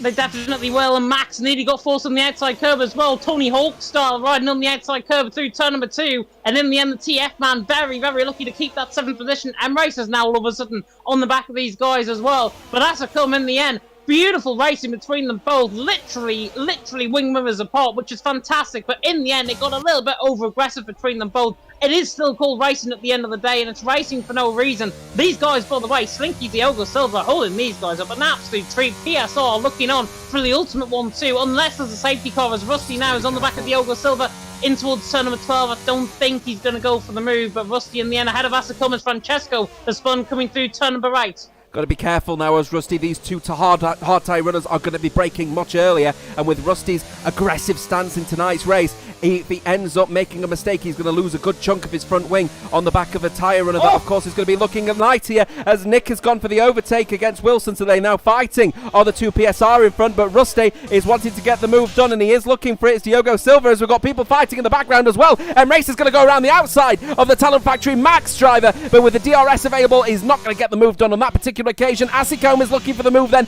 to keep in touching distance with Rusty. Diogo Silva chooses not to fight it too hard, and he'll stay around the outside, but hemorrhage that position and go down to P6. Asicombe stays within touching distance of Rusty. Rusty could do himself a favour here by getting past Slinky before considering turn 1 on the 26th lap. As it stands, though, he stays behind by just a bit under 3.5 tenths. I honestly don't know how we've gone on to lap 26 out of 30, or better go on to lap 26 out of 35. This race has just flown by at this stage. Wilson leads the way, Nick in second. PSR boys, by the way, are fighting for themselves out on track, because that was a move from Wilson in towards turn number 1. In the end, Nick didn't really defend it, but the PSR boys, one thing is clear, they want to try and work for that 1-2. They're doing a fantastic job, and Slinky might just need to be handed a backhander of a 5, I think, after this race, as Max tried to lunge it to the inside line. Diogo Silva, Slinky, though, certainly going to be getting an Easter egg coming his way there, and 30's doing a fantastic job with Rusty there in 4th, holding them up for an absolute treat. These guys, once they get clear, have got no chance to catch up to Wilson and Nick. It looks on PSR 1-2, but here comes Rusty out of the final corner. Asicombe is actually steaming on the back of Rusty as well. Could perhaps be 3 wide and towards turn 1. It's certainly going to be 2 wide as the Aston Martin now tries to force all the way around the outside of turn 1. The JR man on the inside hangs on just about, but Rusty is still there, and Asicombe, if these two colliding towards turn number 2, Asicombe's going to reap the reward and get P3, and they nearly do, as Rusty gets the job done in the inside line of turn number 2, gets the job done, and Asicombe tries to the switchback now up the hill in towards turn number 5, and around the outside. You normally don't see an overtake around here. Asicombe, though, you will see an overtake around here. Absolutely sensational by the OP man. Side-by-side racing with Juventus Racing as well. Very respectful with Slinky there as he managed to go 2 wide going through a corner that you just simply cannot do so, and keeping within track limits. Great racing between OP and JR in that scenario. Asicombe staying in the DRS territory of Rusty, much to his dismay, but in that scenario the gap is now 8.4 to Nick and Wilson, which is going to allow a little bit of breathing space for them to now start considering the tyre life now, as they're now approaching 15 or 14 laps. At this point, usually would expect the medium tyre runners to come in. They've got to take it another 10, another 9 and 8 laps respectively. That is going to be a hard stint now for Nick and Wilson, and they've got that gap at least to really consider looking after their tyres whilst one can carry the other. And of course, maybe, just maybe, they're going to have to apply a little bit of sort of, track of team orders in this scenario, as we've got more people still battling in that midfield. There is Talent Factory's Max is trying to get past Diogo Silva as quick as he possibly can, using overtake all the way down until he derates at 0%. He does indeed. Max on the back of Diogo Silva's looking very, very coy for this move. The TF man is going to try and repeat the Asicom of last lap. Not quite. He's on the back of the WOR man. And to be fair, Slinky and Diogo Silva have done a phenomenal job, and that's a hard compound of tyres. If I was in their shoes right now, I probably would have been out the race by now, and that's why I'm in the commentary box here tonight. Is Slinky is there in 5th, Diogo Silva there in 6th, doing a phenomenal job. And when you only rely on one driver from a WOR perspective, you are doing a fantastic job. Francesco, of course, spun a little bit early on by himself. He's now down at the back of the field, but this battle is really going to get going. And look, actually, as Max makes a mistake there, could capitalise for Emirates to the inside line. Now to the outside line, switches it to the outside of turn number 12, tries to go around the outside of Ferrari. That's off track, my friend. You're going to have to give that one up. And in the end, forces the move to the inside line. And is that a legal move? You've got to question it. But Emirates tries to go around the outside and should get the job done on Max on the exit of the corner, and does. But I think that's an illegal overtake. No, that's legal. That's absolutely fine. He went off of the circuit, but he didn't complete the overtake off the circuit. He's going to cut him off completely. Oh, there goes a dive from Orly. Look at this for a move from Shazoo as he goes around the outside, and he's caught TF Max absolutely napping. What a move. And Shazoo are going to be earning big points here if this keeps happening. Good stuff here in that battle. Of course, they're trying to battle at the moment with Juventus Racing, who are down and out at the moment with Slinky on old hard tyres. They need to really start making some inroads here. Emracer is up in 7th. Diogo Silva is holding back a bucket load of drivers, which is allowing Asicom and Rusty to manage their own race. And in fairness to Asicom, he's actually been harvesting a lot of energy at the moment. The last couple of laps, he's actually harvested double the amount that Rusty has, and he's managed to find around about a 10th, but a little mistake on that one's lost that time again. Really good stuff happening between the two of them, but fair play to the two hard runners at the moment. They are really holding their own in 4th and 5th and 6th respectively, with VSR's Emracer looking to get the move done. A mistake there from Diogo Silva. He's going to have to go down the inside line, then over the next corner. Later breaker from Emracer, but he hits his apex absolutely perfectly, and he's up to 6th. And a rally in there as well. He is now on the back of Diogo Silva, and do you know what? He's not going to be ahead of him. He's not going to be alongside him for that long, because he's on the outside now, coming out of turn at number 14. Is he going to try and get the job done? Max up the inside line as well. The Talent Factory man is giving literally no hung, drawn and quartered wing mirrors there. Absolutely flying as they come down in towards turn 1 once again, and rallying on the back of Diogo Silva, tries to get the job done all the way around the outside, but the Frenchman, is he going to pull off the switch back to perfection out of turn number 1? Could do. Diogo Silva on the inside line at turn number 2. He's going to have to defend this. And rallying now, surely on the fresher tyres, going around the outside of turn number 2. This will be audacious. This will be brilliant if he pulls it off. And he has. And rallying through, showing what the PS man can do. And Tia and Max in the end, absolutely forceful from Diogo Silva in terms of defence. Max couldn't get the job done. Aurelian soon he's into 7th. There's a yellow flag, and that, I think, is Jack round at the back of the field. Yeah, Race Roller's gone for a little bit of a spin towards the back, unfortunately, as TF Max is pushing really hard, but unfortunately his aggressive stance is not quite working, and he's finding himself in a little bit of tricky situation. Calling cap, by the way, on Crispy, who says he's about 65%. Absolutely not at that point. I reckon it's about 54, 55, I'll be candid on that one. TF Max then with the DRS and ERS available now. Is he going to go for the dive? He's going to, he was getting in the wing mirrors certainly, and gets actually a rear lock up on that corner, but he's able to hold it. He's got Shazoo Rick breathing down his neck though as well, so he's going to bear in mind any mistake that happens, and Shazoo will be very happy to take up points here, as we do have a swap towards the front, as Nick has now overtaken Wilson for P1 overall. Gap now 6.3 in that battle for the lead as Rusty tries to gain time. 5 laps to go. He needs to find around about a second every lap as JR Slinky gets overtaken by M Racer going into turn 1. What a move down that inside line. It doesn't look like Aurelien is going to find any move at the moment on this occasion, so they'll have to hold on to P7, but certainly those hard tyre runners are having a brilliant defensive show tonight. They've been absolutely fantastic to watch, so whatever happens, fair play to the pair of them, as Race Rollers is now retired from the race in the pit lane, and that officially calls Summit League Racing's race over for tonight. Yeah, that's a shame. Down in 16th, they did a fantastic job up until the points where they've obviously crashed out on track and obviously retired in the pit lane, but that's unfortunate for Race Roller. He was in 16, was going on to a set of soft compound tyres as well, which wouldn't have really lasted towards the end of the race anyways. Aurelien, though, still looking on the back of Slinky. Max was looking on the back of Diogo Silva, and Stokey was looking on the back of Rudy as well. Rudy, in the end, just about stayed ahead of the Red Bull down in towards turn number 2. But Aurelien, I think, is now going to be the next move happening. Slinky has done a phenomenal job 23, 24 lap old on that set of hard compound of tyres. More like 18, 19 lap old set of hards, really, because they've got to be thankful for virtual Bert Marlander here in the chat. Certainly tonight as a rally, and coming up through the final corner is surely going to get the job done on Slinky. This will be one of the easiest moves you'll see all night as he absolutely blast past, shows blistering pace like Kylian Mbappe, the French captain. Aurelien Dooney's into sixth, Slinky there in 7th, and now Rudy and Stokey are side by side once again to the inside line of turn number 1, and Stokey going to get the job done from the Team Valo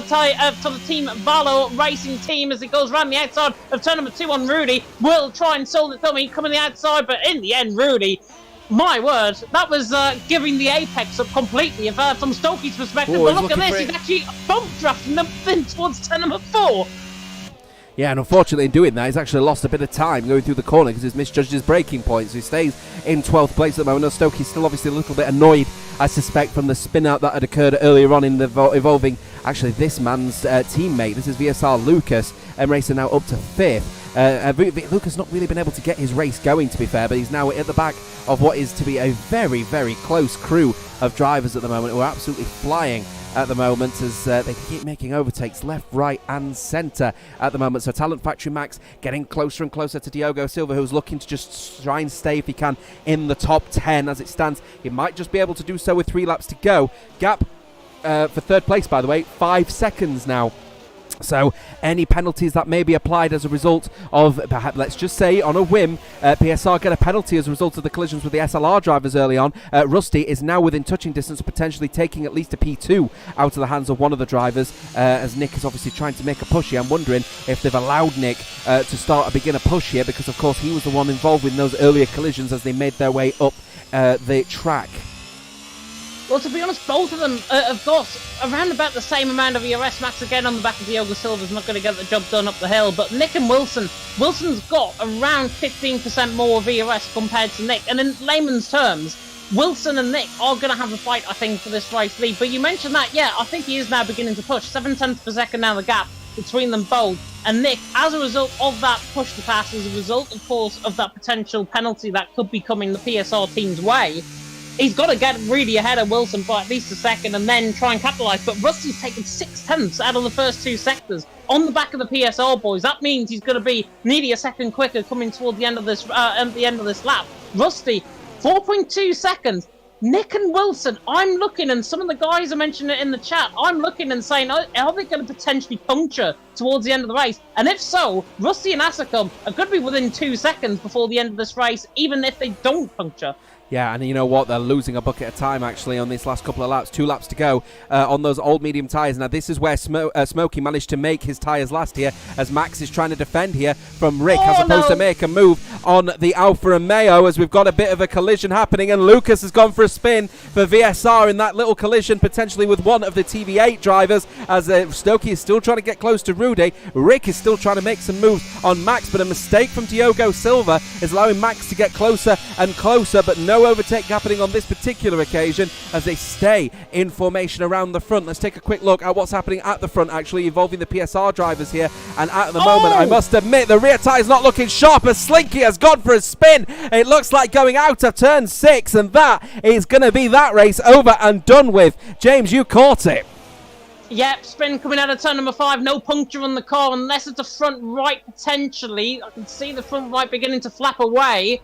But it was just a pure spin on the outside curb coming through turn number 5, and in the end, Slinky, all of that hard work to what ends at the end of the day. He's there down in 14th, and look at this, Max is still on the back of Diogo Silva. He's hanging above Hope, but Asacom now all of a sudden is on the back of Rusty, down in towards turn number 1, and he's coming from an absolute mile back, the OP man, to the inside line of turn number 1. The NRX man's got to give him room, but Asacom gets forced on the curb on the exit, and in the end, Rusty will keep the move down in towards turn number 2. Max now unleashing hell on the back of Diogo Silva, round the outside of turn number 1, tries to get the job done. Rick's going to have a bonsai view here as Max is off track, completes the move to the inside line. He's just behind him in terms of rejoining track, but Max in the end is ahead going into the corner, and in the end, he was just about half a car length behind on rejoining. In the end, Max now ahead of Diogo Silva, and that again, I think, can be classed as legal. Yeah, and Diogo Silva now switching on to a soft tyre in the hope that he can get the fastest lap. Diogo Silva, the last remaining hard tyre hero at the moment, as he looks to try and stay within the top 3.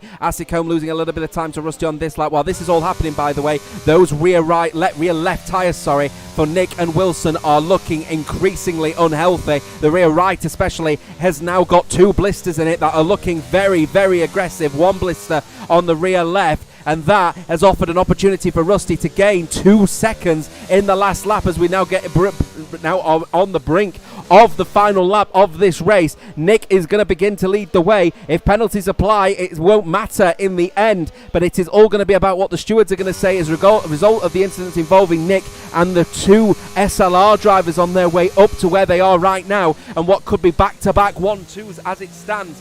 Here, as it stands, it is looking mighty close. 1.8 seconds the gap, as Wilson is now out of the DRS territory of Nick's, and now he's allowed Nick to begin his push. He's on 1 lap younger tyres. Wilson, of course, is now the highest risk out of anyone so far. 4 punctures at the moment. Diogo Silva now relegated, by the way, to 9th as they go 3 wide into turn 3 and get into a collision with Orlean and Max, and here comes Stokey as well, as Diogo Silva now relegated out of the top 10 as a result of that one. Francesco now getting the fastest lap of the race, taking it out of Rusty's hands. While this is all happening, gap now 1.4 and involving between Rusty and Wilson, as Wilson is just trying to get his car to the end of the line. These tyres are going to be at their absolute breaking point between these here, but they might just be able to make it last, as they're so hesitant on the throttle. Of course, it's a rear wheel drive car, so those tyres are going to be at their worst when you put the power down. The gap is now 1 second involving Rusty, but it is all going to be down to that wire, as Nick is now approaching the final corner, and he's going to go around the long sweeping right-hander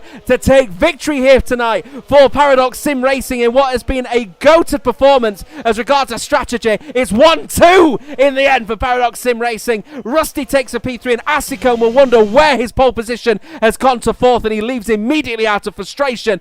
Racer in the end finishing in 5th place, with Orlean finishing in 6th. Max and Rudy finishing in a very uncharacteristic Talent Factory 7-8. Rick finishes in 9th, and Shazoo getting some really good points tonight, with Stokey finishing in 10th, and Diogo Silva disappointingly missing out on the top 10 in 11th. Ogween in 12th, Lucas in 13th, and of course the final drivers wrapping up at the back. First, if you want to try and finish, is what the key thing here for Juventus. They come across the line in 14th, and then Slinky a little bit back will finish in 15th place. James. Oh, absolutely mad. In the end, it's another 1-2 for PSR. There's going to be a lot of controversy, I know, in the chat, and I know in Discord as well. There is a lot of controversy going on, certainly at the end of this race. Of course, it will be all left to the stewards to decide what is going to happen, certainly from Nick's perspective. But Nick takes the win provisionally. Wilson in 2nd. It's another 1-2, and the PSR boys will be delighted because A, they've got to have me on commentary for their first 1-2 finishes of the season, and B, it could still be 1-2 finish towards the end. But of course, it is all down to fair play and respect at the end of the day, and that's what the drivers had, for the majority at least, out on track. Nick, though, takes the win from Wilson there in 2nd. It's a 1-2 currently for PSR. Whether or not that will happen remains to be seen. Yeah, that one is obviously going to be decided by the stewards, so we'll keep an eye on that one. If you want to keep an eye on what's happening, of course, follow our Twitter at WOR_League_. But we'll take a quick look at the podium ceremony, and in the end it is going to be going to the man of the moment, PSR Nick. Now, of course, this is coming off of the back of potentially some penalties that may end up being called by the SLR team, and I'm sure loads of controversy is happening in that Discord chat as well, so keep it clean, boys, keep it cool, keep it nice and easy. And in the meantime, though, he takes the top step of the podium and those solid points, and of course the big trophy for the top step, and of course that allows them to cut that deficit between them and Talent Factory once again, as Talent Factory are under the cosh a little bit in their form. The guys that usually have the consistency just not able to string together a race at all tonight. Let's take a look at those final standings that are very provisional indeed. After a 49-minute 51-second race, in the end PSR Nick will take victory tonight from Wilson. Rusty will finish in 3rd with Assicombe, the pole sitter finishing in a very lowly 4th place, leaving immediately out of frustration certainly. Racer in 5th with Orlean finishing in 6th. Max finishes in 7th with Rudy in 8th. The Talent Factory drivers cutting their having their deficit cut once again, with PSR with Shazoo in 9th with Rick, and then FRA Stokey representing TV8 getting into the top 10. And what is a disappointing race in the end for Diogo Silva. What a performance, to be fair, on those old hard tyres, really making it run the distance, only finishing in 11th after a little incident in front of him. He played the cautious game. VSR Lucas will finish in 13th with Ogween in 12th. Francesco will finish with the fastest lap of this race in 14th. Slinky in 15th, and those at DNF. Race Roller and JHO 6 for the SLR team. Nando for Outplayed Racing. NRX Levi for the NRX team, and Dan Spreen retiring in the pit lane. Shouldn't have done so as well, because it would have been a mega race for WOR if that had to go by. That is it for this race. James, it's been a real pleasure for you to be alongside us for this one. Thank you very much indeed to all of you tuning in for this amazing race here in WOR Legacy, and what has been a fantastic performance from all the drivers around. We'll see you next time for more intriguing and very, very aggressive racing in WOR Legacy. Bye bye for now.